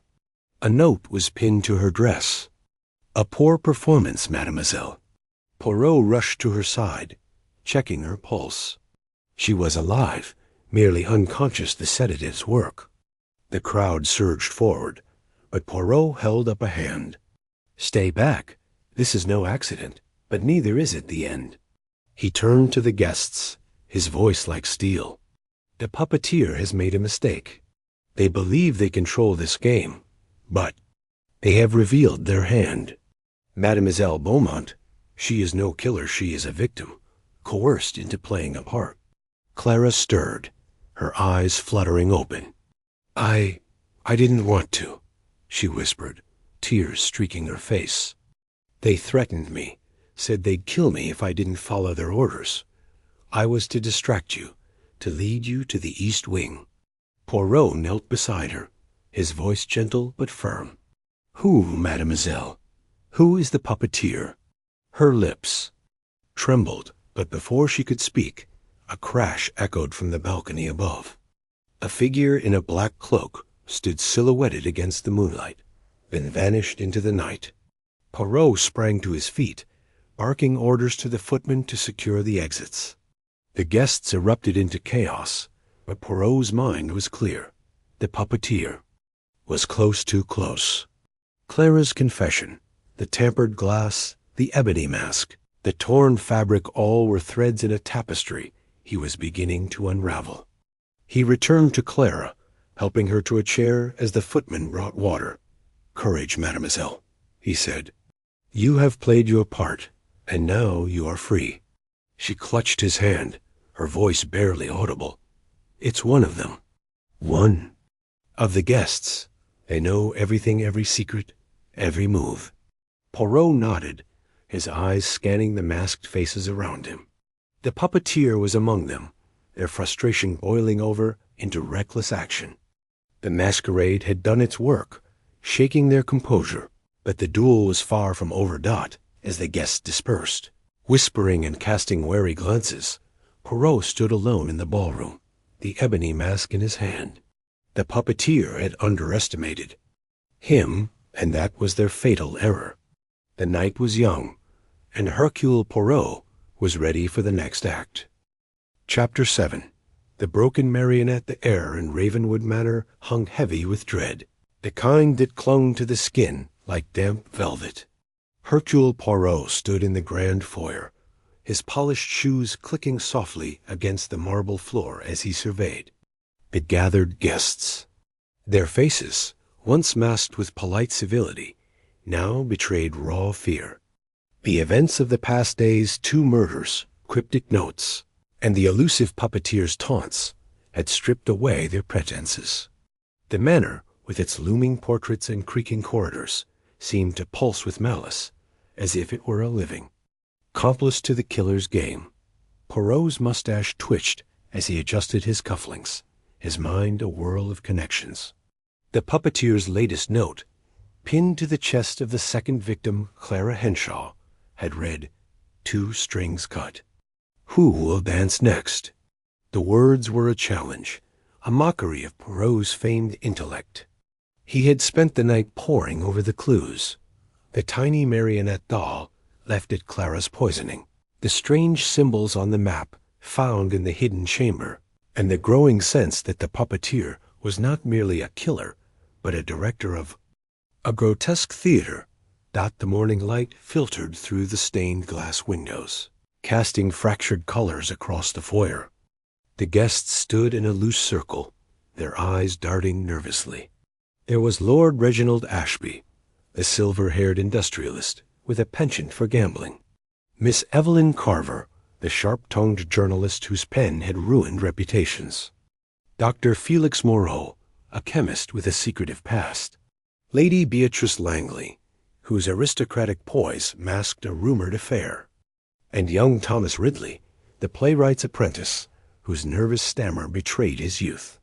Each had received a personalized threat from the puppeteer, each a thread in the killer's intricate web. Poirot cleared his throat, his voice calm yet commanding. "Mise, Amos, we cannot allow fear to paralyze us. The puppeteer thrives on our discord. We must unite, share what we know, and expose the truth before another life is lost." Lord Ashby snorted, his jowls quivering. "Unite? With a killer among. U.S., you're mad, Poirot. For all we know, you're the puppeteer, playing us like fools." Evelyn Carver's laugh was sharp, like breaking glass. "Oh, Reginald, don't be absurd. If Poirot were the killer, he'd have poisoned us all with that dreadful mustache wax of his by now." "Enough." Lady Beatrice's voice cut through, her emerald eyes flashing. "This bickering is exactly what the puppeteer wants. Poirot, what do you propose?" Poirot's gaze swept over them, his little gray cells humming. "We must examine. The second murder, Madame Henshaw's poisoning. The puppeteer is meticulous, leaving clues to taunt us. The marionette doll, for instance, it is no mere decoration. It is a symbol. We must also consider the connection between the victims. Monsieur Hartley, stabbed in the ballroom, and Madame Henshaw, poisoned at dinner. What links them?" Thomas Ridley shifted uncomfortably, his fingers twisting the hem of his jacket. They were both at that gala in London, years ago. The one where? Where the playwright, Victor Grayson, disappeared. Poirot's eyes narrowed. "Precisement, Monsieur Ridley. And you, as Grayson's apprentice, would know of this event? None?" Thomas flushed, his stammer worsening. I was just a boy. Then I barely knew him. He was troubled, always muttering about betrayal." Before Poirot could press further, a blood-curdling scream echoed from the upper floors. The guests froze, their faces paling. Poirot was already moving, his short legs carrying him up the grand staircase with surprising speed. The others followed, their footsteps a chaotic drumbeat against the polished wood. The scream had come from the attic, a dusty warren of forgotten furniture and cobwebbed rafters. Poirot pushed open the heavy door, his eyes scanning the dim space. There, in the center of the room, hung a figure, a man, suspended from a rafter by a thick rope, his body swaying gently. A marionette's strings, meticulously tied, dangled from his limbs, giving the grotesque illusion of a puppet frozen mid-dance. A note was pinned to his chest, the now familiar script reading, "3 strings cut, the stage grows quiet." It was Dr. Felix Moreau. Evelyn gasped, clutching Lord Ashby's arm. "My God, it's Felix." Poirot approached the body, his expression unreadable. The rope was expertly knotted, the strings arranged with theatrical precision. Dr. Moreau's face was contorted in a final grimace, his eyes wide with terror. Poirot noted the faint bruising around the neck strangulation, not merely the rope's weight. The puppeteer had been here, close enough to touch. "Mon Dieu," Poirot murmured, his fingers brushing the note. "This is no random act. The puppeteer stages each death as part of a performance. But why Dr. Moreau? What role did he play in this drama?" Lady Beatrice turned away, her hand pressed to her mouth. He was so quiet, always mixing his chemicals, muttering about formulas. Could he have been the puppeteer? Poirot shook his head. "Non, madame. The puppeteer is alive, watching us even now. Dr. Moreau was another puppet, cut from the strings when his part was played." Thomas Ridley, trembling, pointed to a small table nearby. Look, there's something there." Poirot crossed to the table, where a leather-bound journal lay open, its pages yellowed and cramped with tight, coded script. Beside it was another tiny marionette doll, its wooden face carved into a grotesque smile. Poirot lifted the journal carefully, his eyes scanning the cryptic symbols. "This is no ordinary diary," he said. "It is a cipher, a record of the puppeteer's vendetta. We must decode it." Lord Ashby's voice was gruff. "Decode it? While we're being picked off one by one. We should burn this cursed place down and be done with it. And destroy the evidence?" Poirot's tone was sharp. "Non, monsieur. The puppeteer wants us to panic, to act without thought. We will not give them that satisfaction." The guests retreated to the drawing room, their nerves frayed. Poirot sat at a mahogany desk, the journal open before him. The cipher was complex, a mix of letters and symbols that seemed to dance across the page. He recognized patterns, repeating sequences, mirrored characters, but the key eluded him. As he worked, the guests whispered among themselves, "There." Voices, a low hum of suspicion. Evelyn leaned close to Poirot, her perfume sharp and floral. "You think the answer's in that book, don't you? But what if the puppeteer's just toying with us, leaving false trails?" Poirot's lips curved. "Slightly. Mademoiselle, the puppeteer is arrogant. They believe their intellect surpasses mine. That is their weakness. Every clue, even a false one, reveals something of their mind." As the afternoon waned, the manor seemed to close in around them. Shadows lengthened, and every creak of the floorboards set hearts racing. Poirot's pencil scratched across a sheet of paper, his mind wrestling with the cipher. He tried substitution codes, transpositions, even a Vigenère square, but the text resisted. Then a memory sparked. Victor Grayson, the vanished playwright, had been obsessed with classical theater.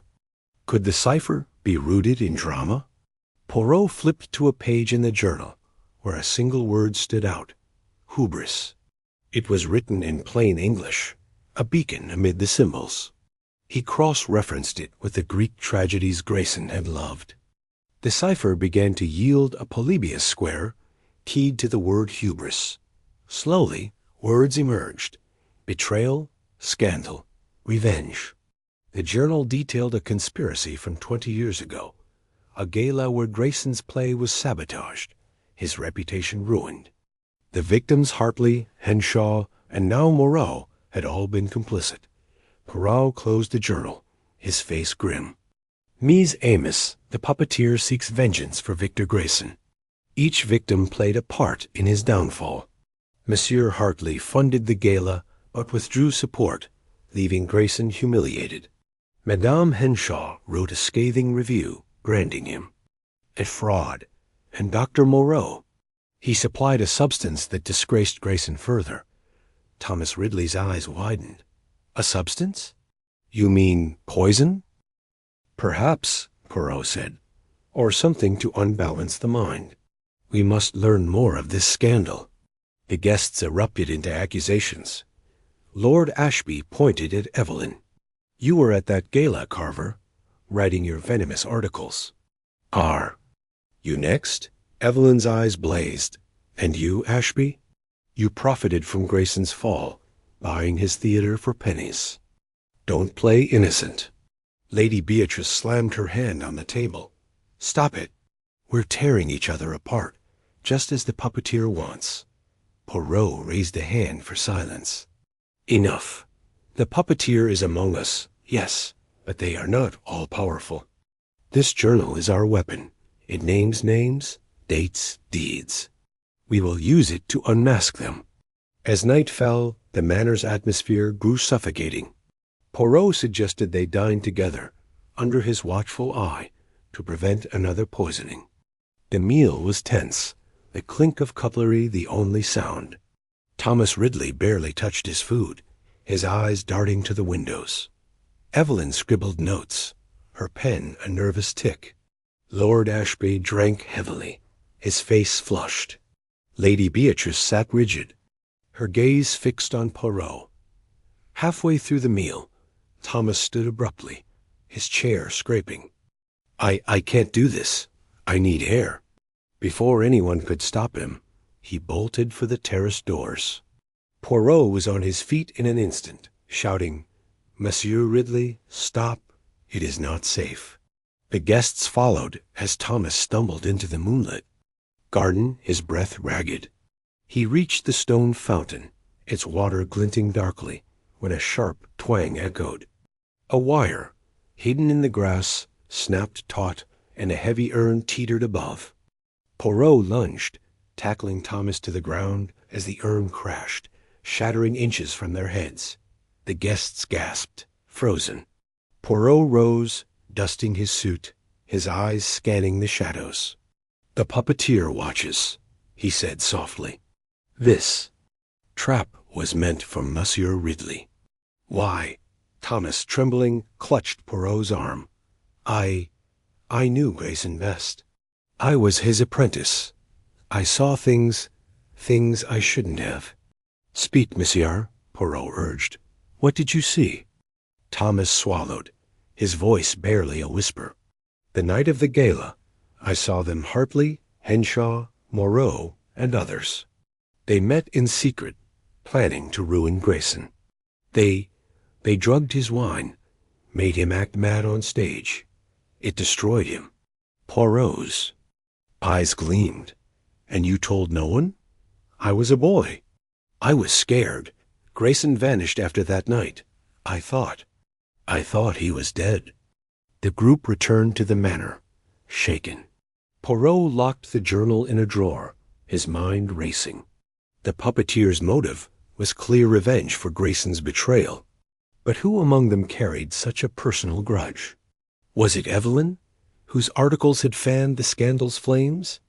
Ashba, who profited from Grayson's ruin? Or Beatrice, whose family had ties to the theater world? As the clock struck midnight, a gramophone in the corner crackled to life. The puppeteer's voice, distorted and mocking, filled the room. "Bravo! Poirot, you found my script, but the play is far from over. Sleep lightly, the next act is mine." The guests scattered to their rooms, locking their doors. Poirot remained in the drawing-room, the journal open before him. The cipher had revealed much, but not enough. The puppeteer was a master of deception, hiding in plain sight. He traced a finger over the word hubris. "Your arrogance will be your undoing." He murmured dot in the silence. A floorboard creaked. Poirot's hand slid to his pocket, where a small revolver rested, a precaution he rarely admitted to carrying. The sound came again, closer. He rose, moving silently toward the door. A shadow flickered in the hallway, then vanished. The puppeteer was near, their strings tightening around the manor. Poirot returned to his chair, his mind a storm of possibilities. The journal, the traps, the marionettes all pointed to a mind obsessed with control. But control could be challenged. He began sketching a plan, a way to turn the puppeteer's game against them. Tomorrow he would bait them, force a mistake. For now he kept watch, the manor's secrets whispering in the dark. The chapter closed with Poirot alone, his eyes fixed on the flickering candle, the weight of 3 deaths heavy on his shoulders. The puppeteer's stage was set, but Hercule Poirot was no puppet. The duel had only begun. Chapter 8. The Manor Secrets. The air in Ravenwood Manor hung heavy with suspicion, the kind that clung to the walls like damp moss. Hercule Poirot stood in the grand library, his polished shoes sinking into the thick Persian rug, his eyes tracing the rows of leather-bound tomes that lined the shelves. The room smelled of old paper and wax, but beneath it lingered something sharper fear. 3 murders had already stained the manor's opulent halls, and the puppeteer, that elusive orchestrator of death, remained a shadow just out of reach. Poirot's little gray cells buzzed with purpose, for he knew the manor itself held secrets that could unmask the killer. The morning after the 3rd, a gruesome scene in the attic where a guest, Lord Cedric Hawthorne, had been found dangling. Like a broken marionette, Poirot had gathered the remaining guests in the dining hall. Their faces were a gallery of dread. Lady Evelyn Marwood, her emerald necklace glinting like a predator's eyes. Dr. Julian Voss, the chemist, whose nervous fingers toyed with his spectacles. Miss Clara Beaumont, the young heiress, whose porcelain complexion had paled further with each death. And Mr. Reginald Thorne, the brusque financier, whose bluster had quieted to a sullen murmur. The 5th guest, Mrs. Beatrice Langley, a retired opera singer, sat rigid, her lips pursed as if holding back a scream. Monsieur Poirot. Lady Evelyn said, her voice sharp as cut glass, "How much longer must we endure this? Another death, and you stand there, scribbling in your little notebook, while this puppeteer toys with us." Poirot raised a hand, his mustache twitching slightly. "Patience, Lady Evelyn. The puppeteer is clever, yes, but not infallible. The manner itself speaks, if one listens. And I, Hercule Poirot, am listening." Clara Beaumont leaned forward, her voice trembling. "But what does it say? Cedric's dead, strung up like some grotesque doll. Are we all just puppets to this monster?" Poirot's eyes gleamed. "Not puppets, mademoiselle. Players. Each of you has a role, and the puppeteer knows it. But so do I now. We must uncover the manor's history, for it is the stage on which this drama unfolds." He dismissed. The guests, noting the way Reginald Thorne lingered, casting a furtive glance at Dr. Voss before exiting. Suspicion, Poirot thought, was a contagion here, spreading faster than the puppeteer's blade. He turned his attention to the library's far wall, where a portrait of a stern man in Elizabethan garb stared down. The plaque read, "Sir Bartholomew. Ravenwood, 1872. The manor's original owner, perhaps." Poirot's fingers traced the frame, seeking irregularities. A faint click rewarded his efforts, and a panel slid open, revealing a narrow staircase descending into darkness. The cellar below was a labyrinth of stone arches and cobwebs, lit only by the weak beam of Poirot's pocket torch. Crates of forgotten wine bottles stood sentinel, their labels faded to illegibility. At the far end, a wooden chest caught his eye, its brass lock rusted but intact. With a hairpin borrowed from Clara's room, earlier that morning a precaution, not theft, he assured himself, Poirot picked the lock with deft precision. Inside lay a bundle of letters, yellowed and brittle, tied with a crimson ribbon. The handwriting matched the elegant script of the puppeteer's notes, though these were older, dated 1895. The letters were penned by one Edmund Ravenwood, a playwright of some renown who had owned the manor until his mysterious disappearance. 30 years prior. Poirot read swiftly, his mind cataloguing details. Edmund had been a man of ambition, his plays celebrated for their dark wit, until a scandal involving a rival theater troupe ruined him. The letters spoke of betrayal, of a circle of vipers who had sabotaged his final production, The Broken Mask. One letter, addressed to an unnamed confidant, was particularly chilling. "They think me finished, but I am not so easily broken. My daughter will inherit my fire, and she will burn them all. The stage is set, and the curtain will rise again." Poirot's pulse quickened. A daughter. The puppeteer's vendetta, rooted in a decades-old wrong, now had a shape. But who was she? None of the female guests, Lady Evelyn, Clara, or Beatrice, fit the timeline, unless one was hiding her true age with remarkable skill. He tucked the letters into his coat, intending to cross-reference them with the guest list, when a faint scrape echoed from the cellar's entrance. He extinguished his torch and pressed himself against a crate. Footsteps descended, cautious but deliberate. A shadow moved in the gloom, pausing near the chest. Poirot held his breath, his hand tightening on the silver cigarette case in his pocket. Not a weapon, but a distraction if needed. The figure bent low, rummaging through the chest, then cursed softly, a male voice. Poirot stepped forward, flicking on his torch. "Mr. Thorne," he said calmly, "you are not where you should be." Reginald Thorne froze, his hands clutching. A small notebook.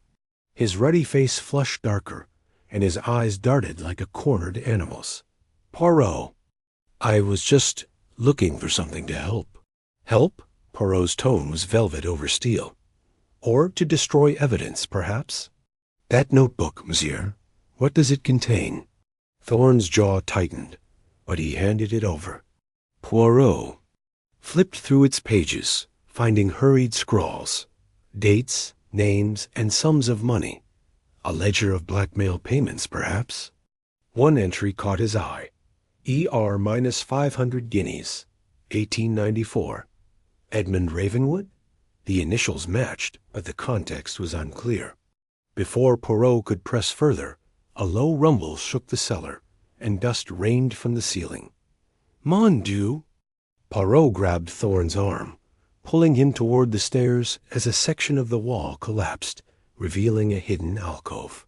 Inside, a rusted pulley system gleamed faintly, a trap primed to crush anyone near the chest. The puppeteer's work. No doubt.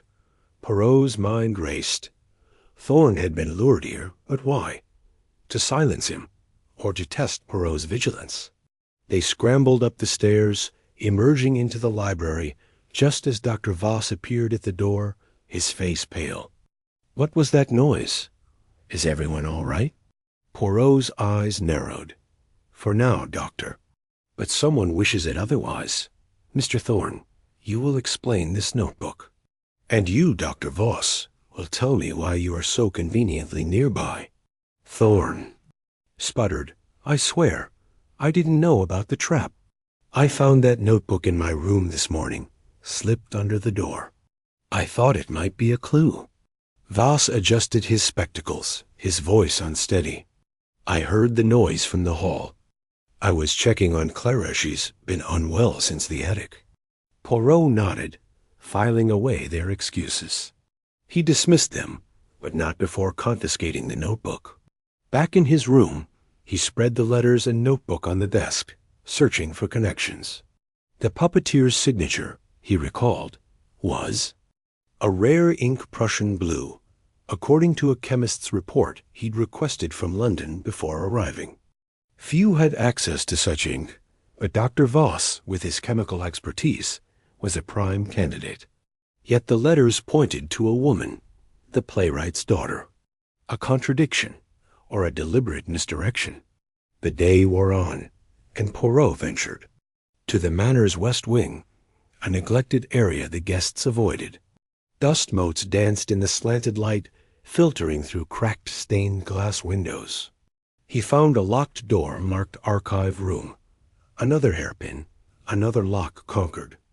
Inside, shelves sagged under the weight of playbills, scripts, and newspaper clippings, all tied to Edmund Ravenwood's career.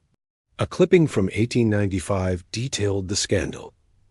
Edmund's troupe had been accused of fraud, their funds embezzled by an unknown party. The article named several figures involved, including a young actress, Margaret Langley Beatrice's maiden name. Poirot's heart skipped.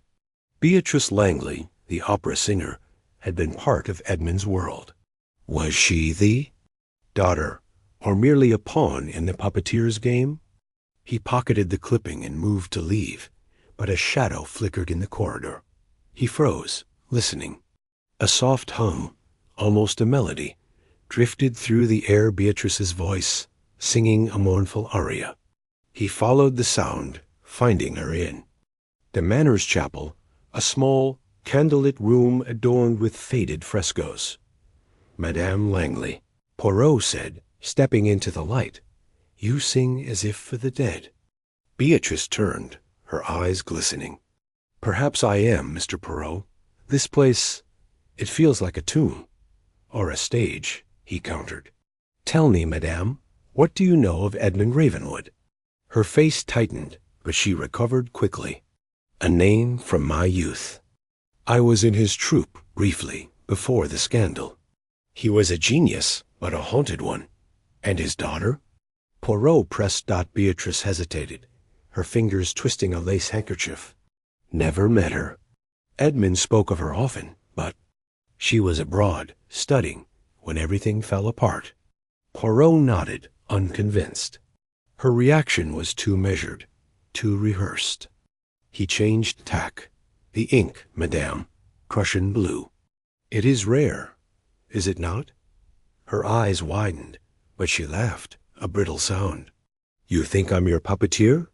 I'm an old woman, Mr. Poirot, not a killer. Age, he said softly, is no barrier to vengeance. Age, he said softly, is no barrier to vengeance.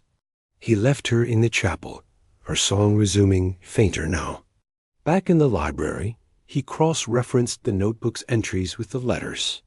The sums matched payments mentioned in Edmund's correspondence, payments to silence a scandal. But whose scandal? The guests were all connected. Lady Evelyn's late husband had invested in Edmund's troupe. Clara's father had been a rival producer. Voss had supplied chemicals for stage effects. Thorne had brokered deals for the troupe's investors. And Beatrice, the actress, tied them all to the pass. As night fell, Poirot gathered the guests again, this time in the drawing room. He held up the notebook. This, he said, is a key. Someone here knows its secrets. And someone here tried to bury it in the cellar, where Mr. Thorne nearly met his end. Thorne flushed. I told you, I didn't set that trap. But you went looking, Poirot said. Why? Thorne stammered. I thought it might clear my name. The puppeteers. Notes, they mentioned my debts. And you, Dr. Voss? Poirot turned. Your chemicals. Prussian blue ink, perhaps? Voss paled. I use many chemicals, but I'm no murderer. Clara burst out. Stop this. You're turning us against each other. That, Poirot said, is precisely what the puppeteer wants. But I am close. Mies Amos. Very close. A crash interrupted them. The drawing-room's window shattered, and a brick landed at Poirot's feet, wrapped in paper. He unfolded it, revealing the puppeteer's script. The next act is yours, Poirot. Choose your puppet wisely. The guests gasped, but Poirot smiled faintly. The puppeteer grows bold. And boldness, Mies Amos, is the prelude to a mistake. He dismissed them, but kept Beatrice's face in his mind. Her hesitation, her connection to Edmund, it was too neat. Yet Voss's expertise with chemicals couldn't be ignored. And Thorne's notebook suggested he knew more than he admitted. Poirot returned to his room, locking the door. He spread the Manor's map, the letters, and the notebook before him, his mind weaving a tapestry of motives and means. The puppeteer was here, among them, and the Manor's secrets were unraveling. Poirot's trap would need to be cleverer than ever, for the next move could be his last. Chapter 9. The Puppeteer's Gambit. The air in Ravenwood Manor hung heavy with suspicion, as if the very walls were holding their breath. The chandelier in the grand dining hall, a monstrous cascade of crystal prisms, glinted ominously above the gathered guests. Hercule Poirot stood at the head of the table, his sharp eyes scanning each face, his mustache twitching slightly as he absorbed the undercurrents of fear and deceit. The puppeteer's game had escalated, and the latest act adieu. Near-fatal rigging of the chandelier had shaken the guests to their core. Poirot's little gray cells buzzed with activity, piecing together the fragments of clues, the rare ink, the theatrical props, a map of the manor marked with cryptic symbols. The puppeteer was no ordinary killer. They were a maestro of chaos, and Poirot was determined to end their performance. The dining hall was a study in opulence gone awry. The long mahogany table, polished to a mirror-like sheen, reflected the flickering candlelight, casting distorted shadows on the faces of the 11 remaining guests.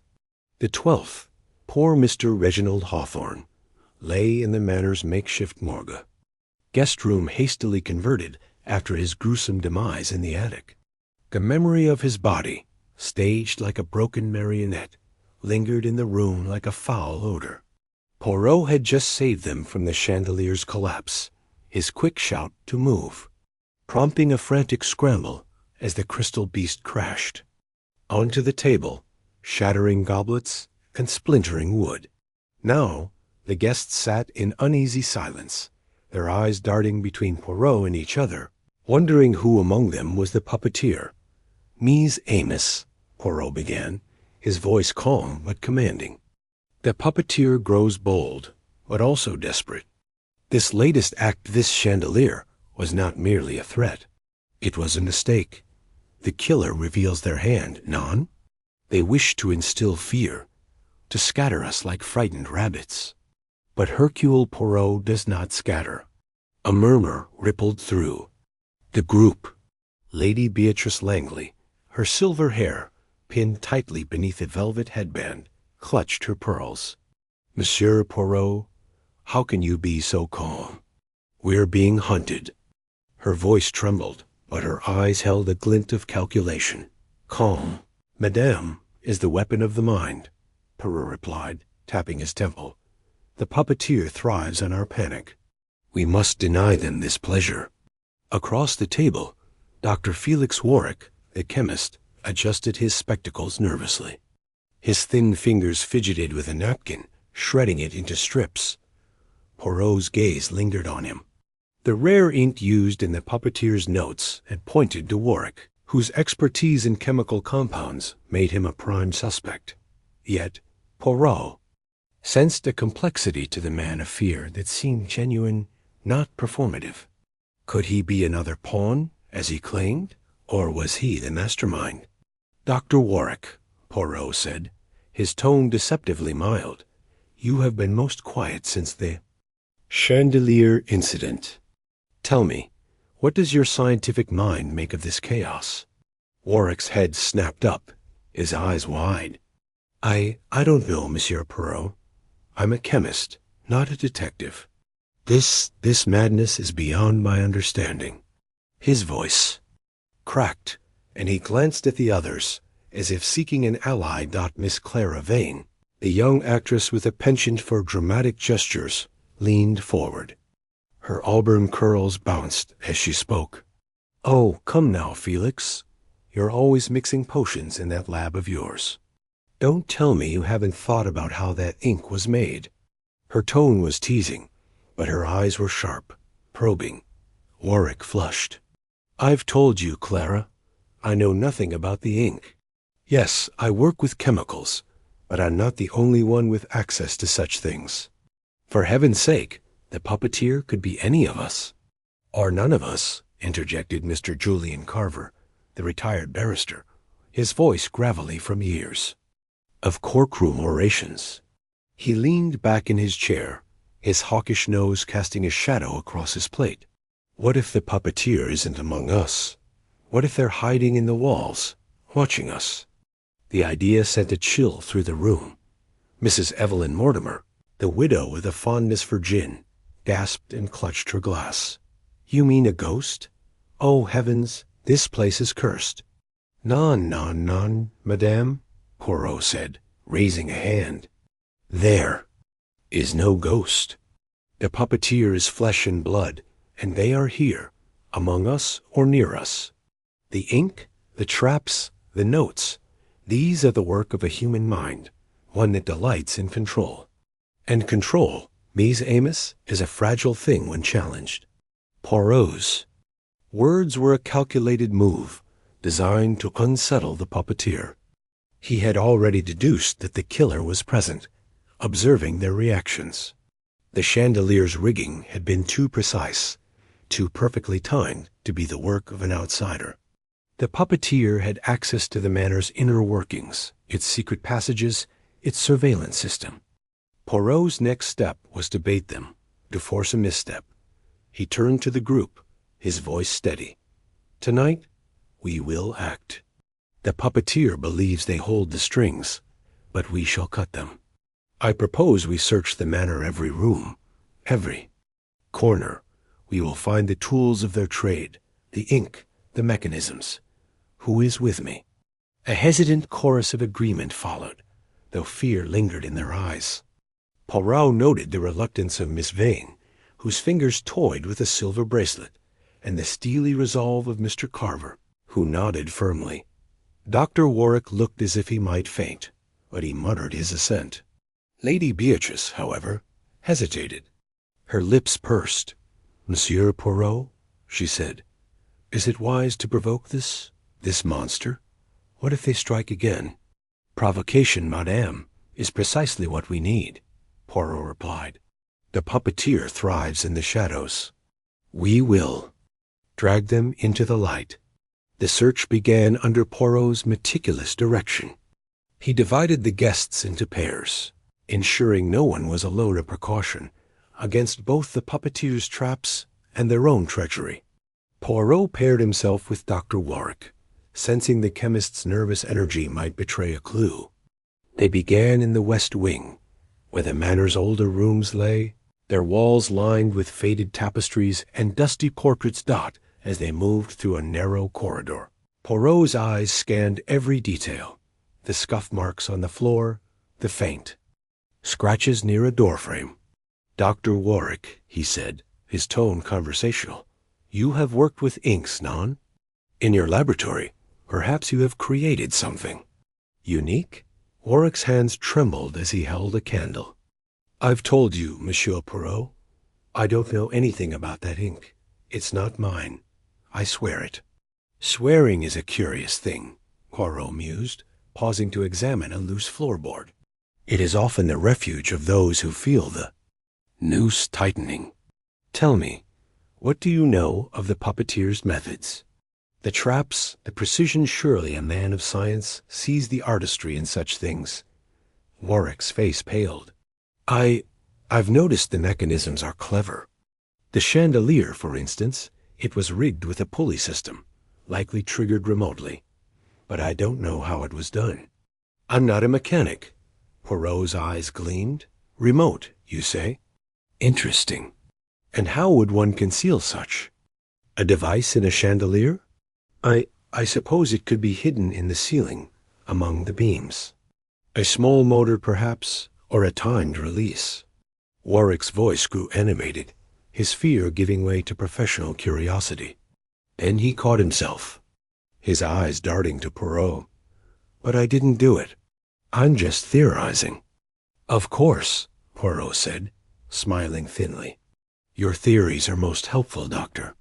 They reached a small study, its shelves cluttered with old ledgers and scientific journals. Poirot's fingers brushed a leather-bound volume, its spine embossed with a chemical formula. He opened it, revealing handwritten notes in Warwick's precise script. "Your work, non?" Poirot asked. Warwick nodded, swallowing hard. "Yes, from years ago. Experiments on pigments, dyes. Nothing sinister, I assure you." Poirot flipped through the pages, his eyes catching a reference to a rare indigo compound, one that matched the hue of the puppeteer's ink. "This compound," he said, tapping the page, "it is not common, is it? Where might one procure it?" Warwick hesitated, his brow furrowing. It's rare, yes.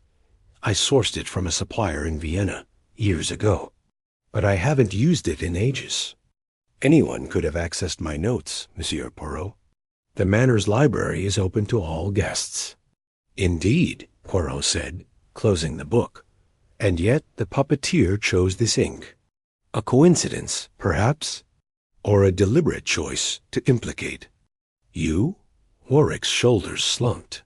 "I'm not the puppeteer," he whispered. "But I think I know how they're watching us." Poirot's head tilted, his interest piqued. "Explain, s'il vous plaît." Warwick glanced at the door, lowering his voice. The manor has an old surveillance system cameras, hidden in the walls. I found a wiring diagram in the cellar last night, tucked behind a painting. I didn't tell anyone because I was afraid the puppeteer would know. Poirot's mustache twitched. A most interesting revelation. Doctor, you will show me this diagram. Now. The cellar was damp and cavernous, its stone walls glistening with moisture. Warwick led Poirot to a corner where a cracked oil painting leaned against a crate. Behind it was a folded sheet of paper, yellowed with age. Poirot unfolded it, revealing a detailed schematic of the manor's surveillance system. Tiny cameras embedded in chandeliers, mirrors, and even the eyes of portraits. The puppeteer had been watching their every move. Mon Dieu, Poirot murmured. This explains much. The puppeteer sees all, hears all, but we shall blind them. He instructed Warwick to gather the others, claiming they had found a vital clue. The guests assembled in the cellar, their faces a mix of curiosity and dread. Poirot held up the diagram, his voice ringing with authority. The puppeteer has eyes in the walls, Mise Almus, but eyes can be closed. We will disable these cameras one by one and force the puppeteer to act without their advantage. Miss Vane gasped, her hand flying to her mouth. You mean they've been watching us all this time? Precisement, Poirot said. But no longer. Dr. Warwick, you will assist me. Your knowledge of circuits will be most useful. Warwick blinked, surprised to be trusted. Yes, of course, Monsieur Poirot. The group split again, this time to locate and disable the cameras. Poirot and Warwick tackled the dining hall, where a camera was hidden in the chandelier's base. As Warwick worked, snipping wires with a pair of pliers, Poirot observed him closely. Was this cooperation genuine, or a performance to deflect? Suspicion? Tell me, Doctor, Poirot said. Why did you not share this diagram earlier? Fear is a powerful motive, but so is guilt. Warwick's hands shook, but he met Poirot's gaze. I was afraid, yes. But not because I'm the puppeteer. I've made mistakes in my past, Monsieur Poirot. Things I'm not proud of.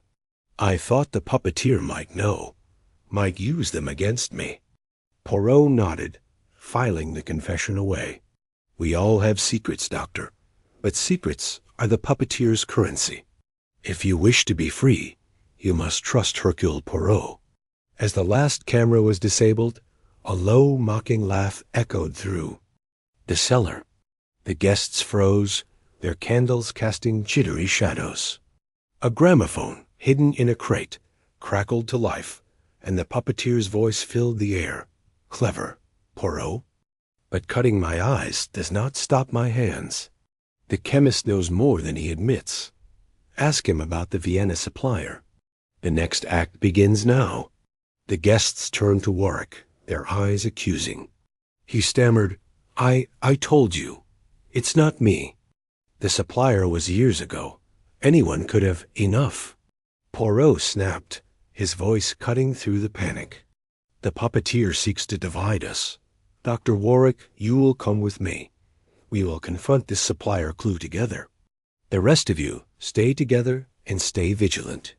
Poirot led Warwick to the manor's library, where a dusty telephone sat. On a desk, if the Vienna supplier was the key, Poirot would trace it. He dialed an old contact, Inspector Japp, now retired but still resourceful. Mon ami, Poirot said, I need information on a chemical supplier in Vienna, one dealing in rare indigo compounds. It is urgent. As Japp promised to investigate, Poirot turned to Warwick. You will tell me everything about this supplier. Every detail, Doctor. Your life may depend on it. Warwick sank into a chair, his face ashen. It was a small firm, Blau and Sons. They specialized in obscure pigments. I ordered the indigo for an experiment on archival inks, but there was an incident. A batch was contaminated, caused a fire in my lab. I covered it up, paid off. The supplier to stay quiet. I thought it was behind me. Poirot's eyes narrowed. And this incident, it was known to others? I don't know, Warwick admitted. The puppeteer might have found out. They seemed to know everything. Before Poirot could press further, a scream pierced the silence. They raced to the dining hall, where Miss Vane stood trembling, pointing to a note pinned to the wall. It read, "The chemist lies. The next puppet falls at dusk." Poirot's mind raced. The puppeteer was targeting Warwick, but why? To frame him or to silence? Him? He decided to set a trap, using Warwick as bait. "Doctor," he said, "you will remain in plain sight, under my protection. The puppeteer will come for you, and when they do, Hercule Poirot will be ready." As dusk approached, Poirot orchestrated a scene in the Manor's conservatory, a glass-walled room filled with exotic plants. Warwick sat at a table, visibly nervous, as Poirot instructed the guests to act as if they suspected him. "Accuse him," Poirot whispered to Lady Beatrice and Mr. Carver. "Make the puppeteer believe their plan is working." The guests played their parts, their voices rising in mock outrage. "You've been lying, Felix," Lady Beatrice cried. "That ink, it's yours, isn't it?" Warwick protested, his fear genuine. Poirot watched from the shadows, his eyes scanning for any sign of the puppeteer. The conservatory's glass walls reflected the fading light, creating a kaleidoscope of shapes. Then, a faint click sounded a trapdoor in the floor, hidden beneath a rug. Poirot sprang forward, pulling Warwick back as a blade shot up from the trapdoor, narrowly missing him. The guests screamed, scattering, but Poirot held his ground. "Show yourself," he shouted. "Your game is over." A figure emerged from the trapdoor, cloaked in black, their face obscured by a mask. They lunged at Warwick, but Poirot was faster, tackling the figure to the ground.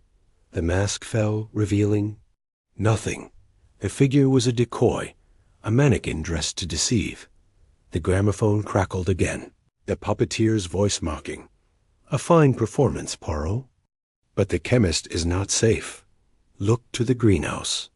Poirot raced to the adjacent greenhouse, where a glass vial lay on a table, filled with a bubbling liquid. Warwick, following, gasped. That's a nerve agent. If it breaks, we're all dead." Poirot's mind worked furiously. The vial was rigged to a timer, seconds ticking down. He grabbed a pair of gardening shears, carefully cutting the wire. The timer stopped with 1 second to spare. The guests, watching from the conservatory, gasped in relief. But Poirot's triumph was short-lived. A new note appeared, slipped under the greenhouse door. "The chemist lives, but the game is not over." The final act approaches. Poirot turned to Warwick, his voice low. "You are either the puppeteer's pawn or their target. Either way. Doctor, you are the key. We will end this together." As night fell, Poirot prepared for the next move. The puppeteer was rattled, their traps failing. But the game was far from over, and Poirot knew the final act would be the deadliest yet. Chapter 10. Strings of Deception. Hercule Poirot stood in the shadowed expanse of Ravenwood Manor's grand hall, his polished shoes clicking softly against the marble floor as he paced.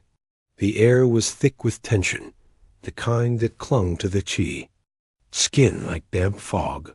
The guests, now reduced to a wary handful, huddled in small clusters, their whispers sharp and jagged with suspicion. 3 murders had stained the Manor's opulent walls, each one a calculated move in the puppeteer's deadly game. The cryptic notes, the marionette doll, the rare ink, every clue pointed to a mind as meticulous as Poirot's own, but twisted by a hunger for vengeance. Now, in the wake of the chandelier's near catastrophic fall, Poirot knew the puppeteer was growing reckless. The time for subtlety was over. He had to act, to pull the strings himself and force the killer's hand. Morning light filtered through the manor's tall windows, casting long skeletal shadows across the room. Poirot's sharp eyes scanned the guests. Lady Evelyn Harcourt, her emerald earrings glinting like a predator's gaze. Dr. Felix Warrender, the chemist, his fingers twitching as if itching to mix a deadly concoction. Young Oliver Crane, the journalist, whose pen scratched furiously in his notebook. And Mrs. Clara Voss, the widow, her grief a mask that slipped in unguarded moments. One of them was the puppeteer, or so close to the truth that they could lead him to the killer. The chemist, Dr. Warrender, had already revealed too much knowledge of the rare ink used in the puppeteer's notes, but his protests of being a mere pawn rang with a hollow sincerity. Poirot's plan was audacious: stage a betrayal among the guests, sow discord, and watch the puppeteer react. If he could fracture their fragile alliances, the killer might reveal themselves in a moment of panic. Mise Amos, Poirot began, his voice cutting through the murmurs like a blade. The guests turned, their faces a gallery of fear and defiance. The puppeteer plays with us as if we are marionettes, dancing to their tune. But Hercule Poirot does not dance. None, he directs. Today, we will turn the stage against our foe. Lady? Evelyn raised a manicured eyebrow, her voice dripping with disdain. And how, Monsieur Poirot, do you propose we outwit a shadow? 3 are dead, and we're no closer to unmasking this fiend. Poirot's mustache twitched, a faint smile beneath it. By giving the puppeteer what they desire most, chaos. We will stage a betrayal, a fracture among us. A guilty will not resist the chance to exploit it. Oliver Crane looked up from his notebook, his eyes narrowing. You're suggesting we turn on each other? That's playing right into their hands. Precisement, Poirot replied, his tone smooth as silk. The puppeteer thrives on control. If we appear to lose it, they will act perhaps too boldly. Trust Poirot, Monsieur Crane. The little gray cells, they are never idle. Mrs. Voss clutched her shawl, her voice trembling. But what if this backfires? What if another of us dies? Poirot met her gaze, his eyes steady. Madame, the risk is great, but the reward is greater. The puppeteer must believe they have won. Only then will they step into the light. Dr. Warrender shifted uncomfortably, his fingers brushing the rim of his glasses. And what part do I play in this charade? You've already accused me of knowing too much. Poirot's smile was enigmatic. You, Doctor, will be the spark. Your expertise with chemicals makes you a target of suspicion. We will use that. You will accuse another, and we shall see who bites. A plan was set by noon. Poirot gathered the guests in the manor's dining hall, where the long mahogany table gleamed under a chandelier that only hours ago had nearly crushed them all. The air smelled faintly of wax and fear. Poirot had instructed Dr. Warrender to accuse Lady Evelyn of tampering with the chandelier, claiming he'd seen her near the rigging earlier that day. The accusation was false, of course, but plausible Lady Evelyn's sharp tongue and imperious demeanor made her an easy target. Poirot's goal was to stir the pot, to watch how each guest reacted to the sudden rift. Dr. Warrender stood, his face pale but resolute. I've kept silent too long, he began, his voice unsteady. But I saw Lady Evelyn near the chandelier's mechanism this morning, before it fell. She was adjusting something. The room erupted. Lady Evelyn's eyes flashed with fury. You dare accuse me, you sniveling quack? I was in my room all morning, as Clara can attest. Mrs. Voss hesitated, her fingers twisting in her shawl. I don't recall seeing you, Evelyn. I was distracted. Oliver Crane leapt to his feet, his notebook forgotten. This is absurd. First we're trapped here. Now we're pointing fingers like children? Someone's playing us, and it's not Lady Evelyn. Poirot watched, his hands folded neatly behind his back. The accusations flew like arrows, each guest's voice rising in pitch. Lady Evelyn's indignation was genuine, but her quick glance toward the door betrayed a flicker of unease. Mrs. Voss's hesitation was too deliberate, as if she were weighing her words. Oliver's defense of Lady Evelyn was passionate too. Passionate, perhaps? And Dr. Warrender, the accuser, kept his eyes fixed on the table, avoiding Poirot's gaze. Then it happened. A crash echoed from the far end of the dining hall, near the tall windows that overlooked the manor's frost-covered gardens. The guests froze, their arguments silenced. A candelabrum had toppled from a side table, its heavy silver base denting the floor. Beside it lay a folded note, its edges crisp and white against the dark wood. Poirot moved swiftly, his cane tapping as he approached. He unfolded the note with gloved fingers, his heart quickening. The words were written in the puppeteer's unmistakable script. The strings tighten. "One will snap before dusk." "Mon Dieu," Poirot murmured, his mind racing. The puppeteer had been watching, listening. The candelabrum's fall was no accident. It was a message, a taunt. But how had they acted so quickly? The answer struck him like a thunderbolt.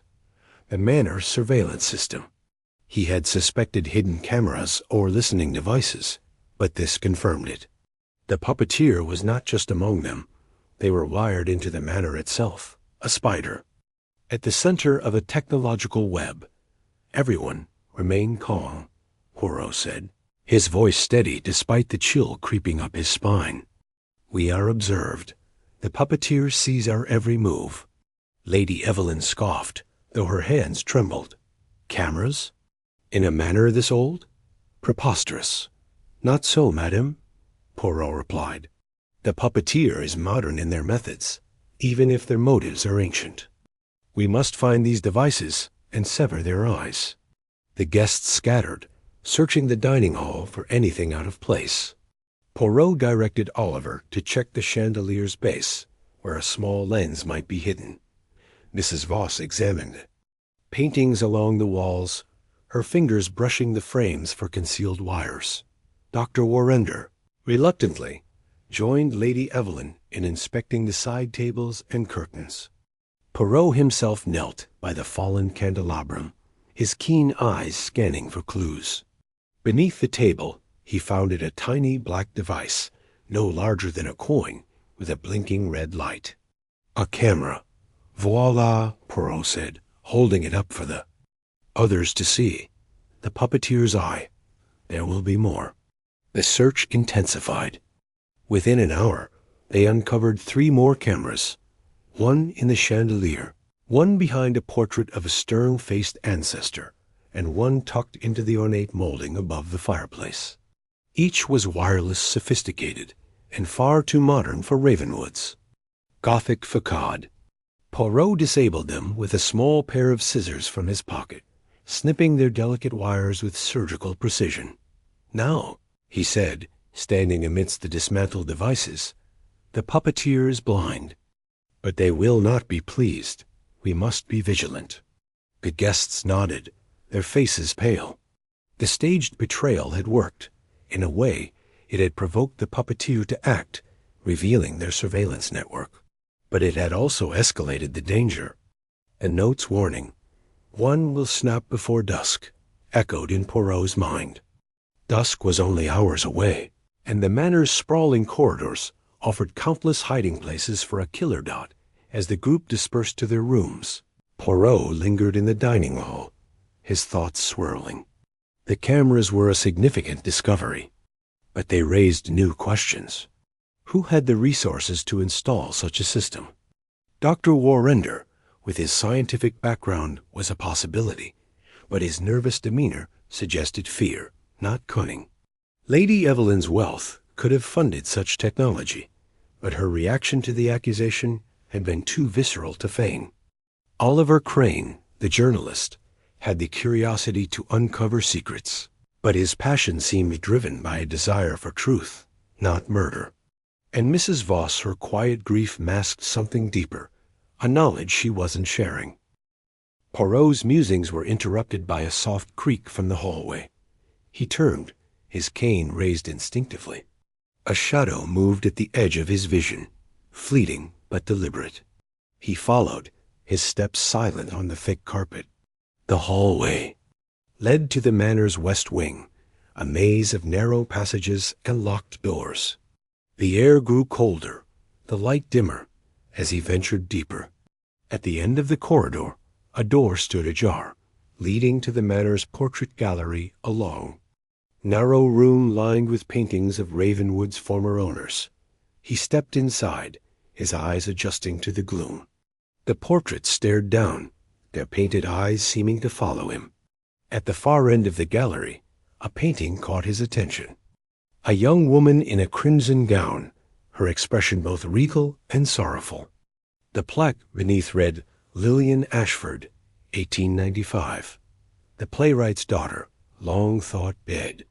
The locket from the clock tower flashed in Poirot's memory. Her face had been inside it. Could she be the puppeteer? Alive after all these years? Or was this another misdirection? A faint rustle came from behind the painting. Poirot approached, his heart steady despite the danger. He pressed his hand against the frame, feeling for a latch. It clicked, and the painting swung inward, revealing a narrow alcove. Inside stood a wooden easel, and on it a canvas covered with a cloth. Poirot lifted the cloth, revealing a detailed map of the manor's west wing, with a red circle. Around the clock tower, a single word was scrawled in the corner. Tonight. Poirot's pulse quickened. The clock tower. The puppeteer's next move was planned, and it was imminent. He folded the sketch and tucked it into his coat, his mind racing. The staged betrayal had pushed the puppeteer to act, but it had also put someone in immediate danger. The notes warning, the cameras, the map all pointed to a trap waiting in the clock tower. He had to move quickly. He returned to the dining hall, gathering the guests once more. Mies Amos, he said, his voice urgent. The puppeteer has chosen their next stage. The clock tower, at dusk. We must go together, as one, to prevent another tragedy. Lady Evelyn crossed her arms. And walk into a trap? You're mad, Poirot. Non, madame, he countered. The puppeteer expects us to cower. We will surprise them by confronting them head-on. But we must be cautious. The clock tower is a place of gears and shadows, perfect for their games. Reluctantly, the guests agreed. As the sun dipped below the horizon, casting the manor in a blood-red glow, they made their way to the west wing. The clock tower loomed. Ahead, its iron hands ticking toward dusk. Poirot led the way, his cane tapping rhythmically, his eyes scanning for any sign of danger. The air grew heavy with anticipation, the silence broken only by the distant chime of the tower's bell. Inside, the clock tower was a labyrinth of gears and pulleys, the air thick with the scent of oil and rust. A narrow staircase spiraled upward, leading to the clock face. Poirot paused at the base, his hand resting on the railing. Stay close, he whispered. The puppeteer is near. As they ascended, a low hum filled the air, like the drone of a trapped insect. Halfway up, Oliver stumbled, his foot catching. On a loose step, he cried out, clutching his ankle. Poirot knelt beside him, his fingers probing the step. It was rigged a pressure plate, connected to a wire that disappeared into the wall. Mon Dieu, Poirot said, his voice low. A trap, the puppeteer meant for someone to fall. He traced the wire, finding a small mechanism hidden in the stairwell, a blade, poised to strike. With careful precision, he disabled it, his hand steady despite the ticking clock. The guests watched, their faces pale, as he stood. We continue, he said, but with care. At the top of the tower, the clock face glowed faintly, its hands pointing to just before dusk. A figure lay slumped against the gears, a guest, bound and gagged, their eyes wide with terror. It was Mrs. Voss. Poirot rushed forward, cutting her bonds with a pocket-knife. She gasped, tears streaming down her face. They were here," she whispered. "They said I was next." Poirot helped her to her feet, his mind racing. The puppeteer had been here moments ago. But where? Had they gone? He scanned the tower, his eyes catching a glint of metal, a hidden hatch in the floor. He opened it, revealing a narrow tunnel leading downward. "The puppeteer's escape route. We must follow," Poirot said, turning to the others. "But first, Madame Voss must be safe." Dr. Warrender stepped forward, his face grim. "I'll take her to the dining hall. The rest of you go with Poirot." Poirot nodded, though his suspicions lingered. Warrender's sudden heroism was convenient, too. Convenient. But there was no time to argue. He led Lady Evelyn and Oliver into the tunnel, their footsteps echoing in the dark. The passage twisted and turned, leading to the manor cellar. There, amidst dusty crates and cobwebs, Poirot found another clue, a single marionette string, tied into a noose. The chapter closed with Poirot clutching the string, his eyes narrowing. The puppeteer had escaped, but they had left a trail. The clock tower trap had failed, but the game was far from over. Dusk had fallen, and the manors. Shadows grew deeper, hiding a killer who was one step ahead, but not for long. Chapter 11. The clock tower trap. The air in Ravenwood Manor was thick with dread, as if the very walls exhaled the tension that had coiled around its remaining occupants. Hercule Poirot stood in the grand hall, his polished shoes clicking against the marble as he paced, his little gray cells humming with the weight of the puppeteer's game. 10 days had passed since the first murder, and the manor had become a chessboard where every move was a gamble, every glance a potential betrayal.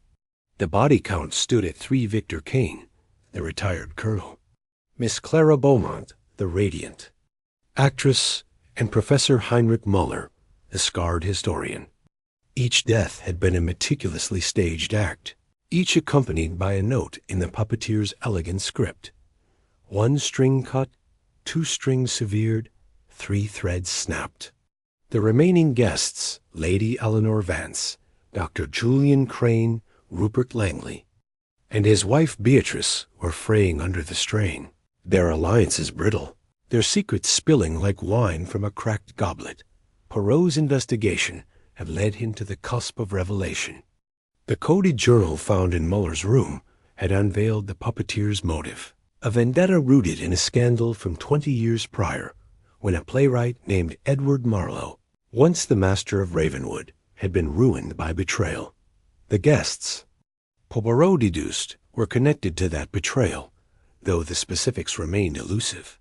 The locket found in the secret chamber, a silver oval containing a faded photograph of a young girl, presumably Marlowe's daughter, had crystallized his suspicions. The puppeteer was someone intimate with the manor, someone who moved unseen, pulling strings with a puppeteer's precision.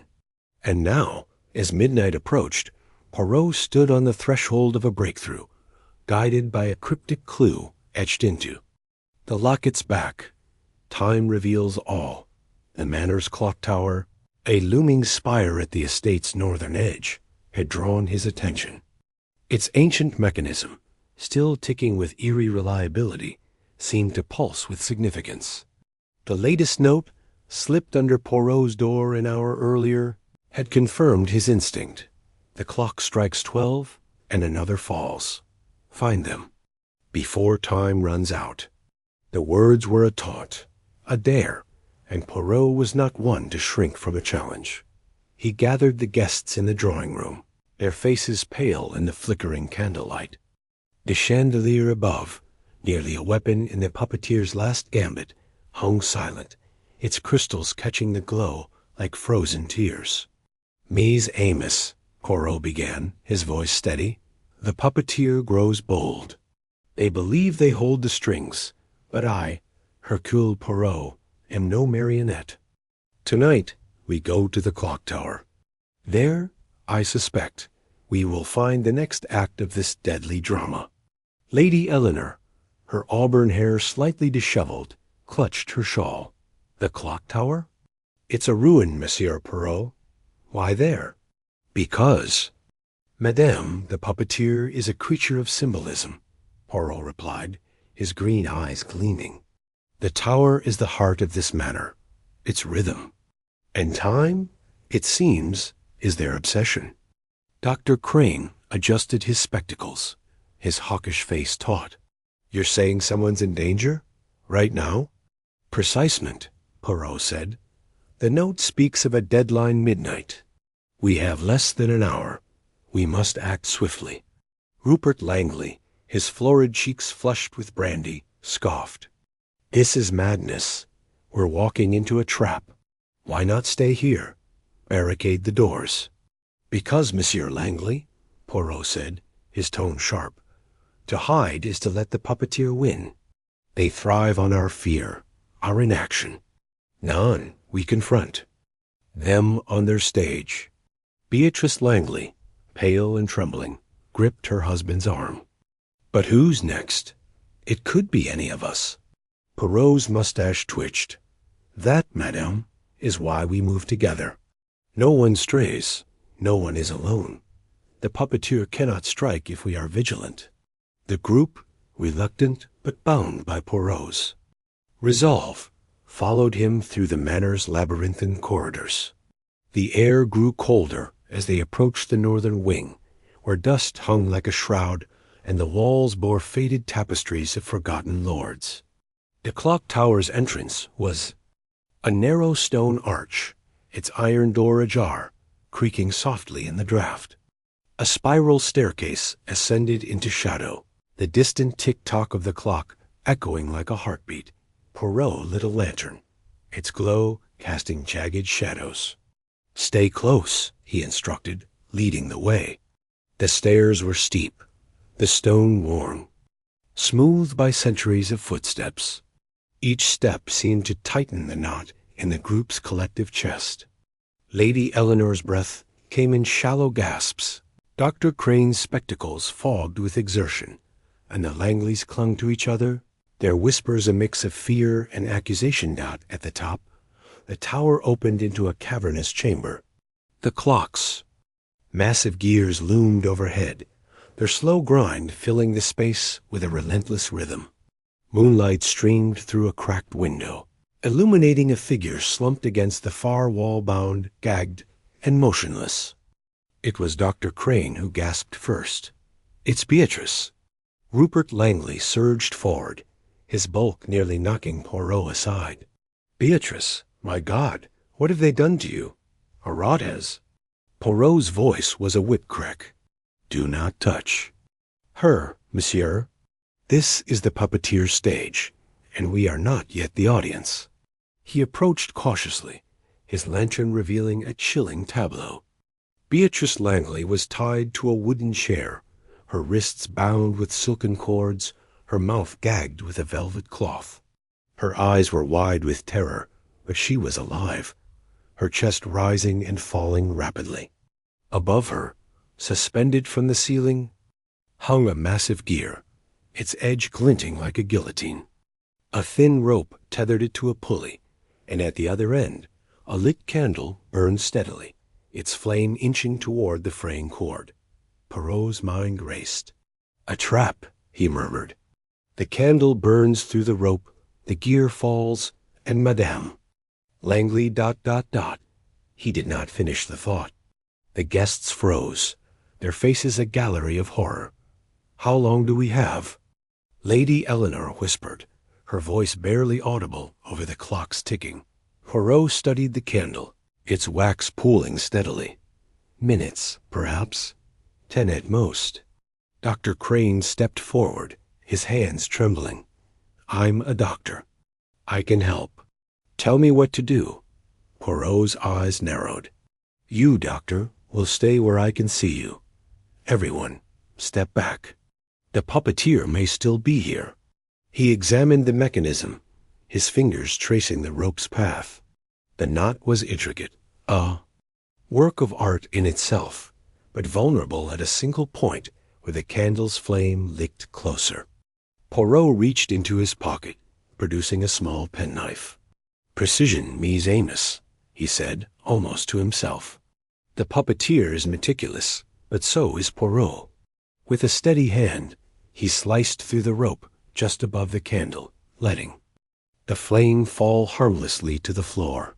The gear remained suspended, its threat neutralized. A collective sigh escaped the group, but Poirot's focus shifted to Beatrice. He untied her carefully, noting the silken cords identical to those found at the first murder. "Madame, can you speak?" Beatrice coughed, her voice hoarse. I was in my room. Someone grabbed me, a cloth over my face. Chloroform, I think. I woke up here." Rupert enveloped her in a bear-like embrace, his voice breaking. "You're safe now, my love." But Poirot's gaze was elsewhere. On the floor, half hidden by the chair, lay a small object, a silver locket, identical to the one found in the secret chamber. He picked it up, his fingers brushing the engraved raven. Inside was the same photograph, young girl with haunting eyes, but this time a new detail caught his attention. A tiny inscription on the locket's rim, barely visible. E.M. 1905. Edward Marlowe, Poirot murmured. The playwright, and this girl ... his daughter. Lady Eleanor peered over his shoulder. "What does it mean, Monsieur Poirot?" "It means," Poirot said, his voice low, "that the puppeteer is not merely a killer. They are a storyteller. And this locket is their signature. But why leave it here, where I would find it?" Dr. Crane frowned. "A mistake, perhaps?" Poirot's mustache twitched. "The puppeteer does not make mistakes. Non, this is a message. They wish me to know. They are close." A sudden noise, a metallic scrape, echoed from the staircase below.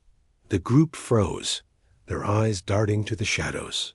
Poirot raised his lantern, illuminating the spiral stairs, but saw nothing. "Stay here," he ordered, moving toward the sound. "Monsieur Poirot, don't." Lady Eleanor called, her voice sharp. "It's a trap." "Perhaps," Poirot said, his tone calm but firm. "But I am not one to be caught." He descended the stairs, his steps silent, his senses alert. The scrape came again, fainter now, from the base of the tower. As he reached the iron door, he saw it a shadow flitting through the corridor beyond, swift and silent. Poirot gave chase, his lantern bobbing, but the figure vanished into the manor's maze. He stopped, his breath steady, his mind cataloging the glimpse. A cloak, dark and flowing, and a faint glint of something metallic, perhaps a ring or a watch. Returning to the tower, he found the guests huddled around Beatrice, who was sipping water from a flask Dr. Crane had produced. "Did you see them?" Rupert demanded. "We, but only a shadow," Poirot said. "The puppeteer is clever, but they are not invisible. They have left us a gift, the locket, and a warning." He held up the locket, its silver catching the moonlight. "This is the key.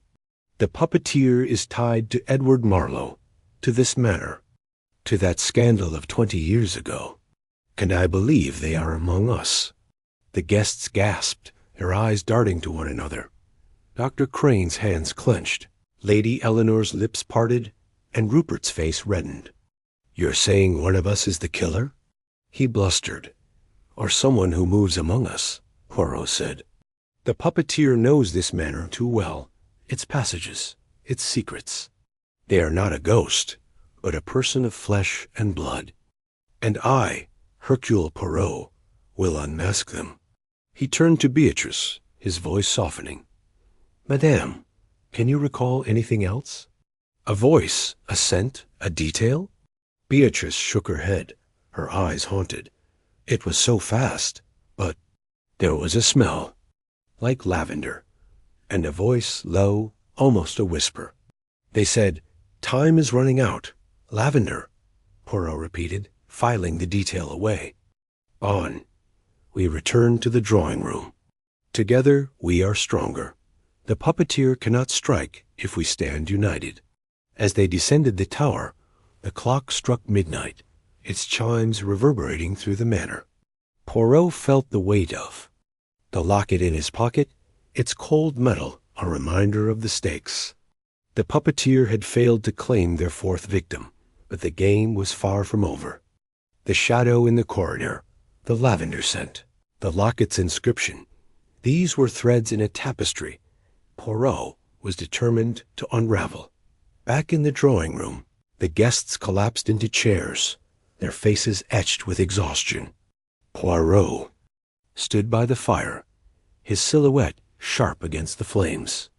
"Mies Amos," he said, "we have survived this night, but the puppeteer will not rest. They are watching, waiting. But so am I, and I promise you, their strings will be cut." The fire crackled, the manor groaned, and outside the fog pressed. Closer, as if guarding the secrets of Ravenwood. Poirot's eyes gleamed with resolve. The clock tower trap had been disarmed, but the final act was yet to come.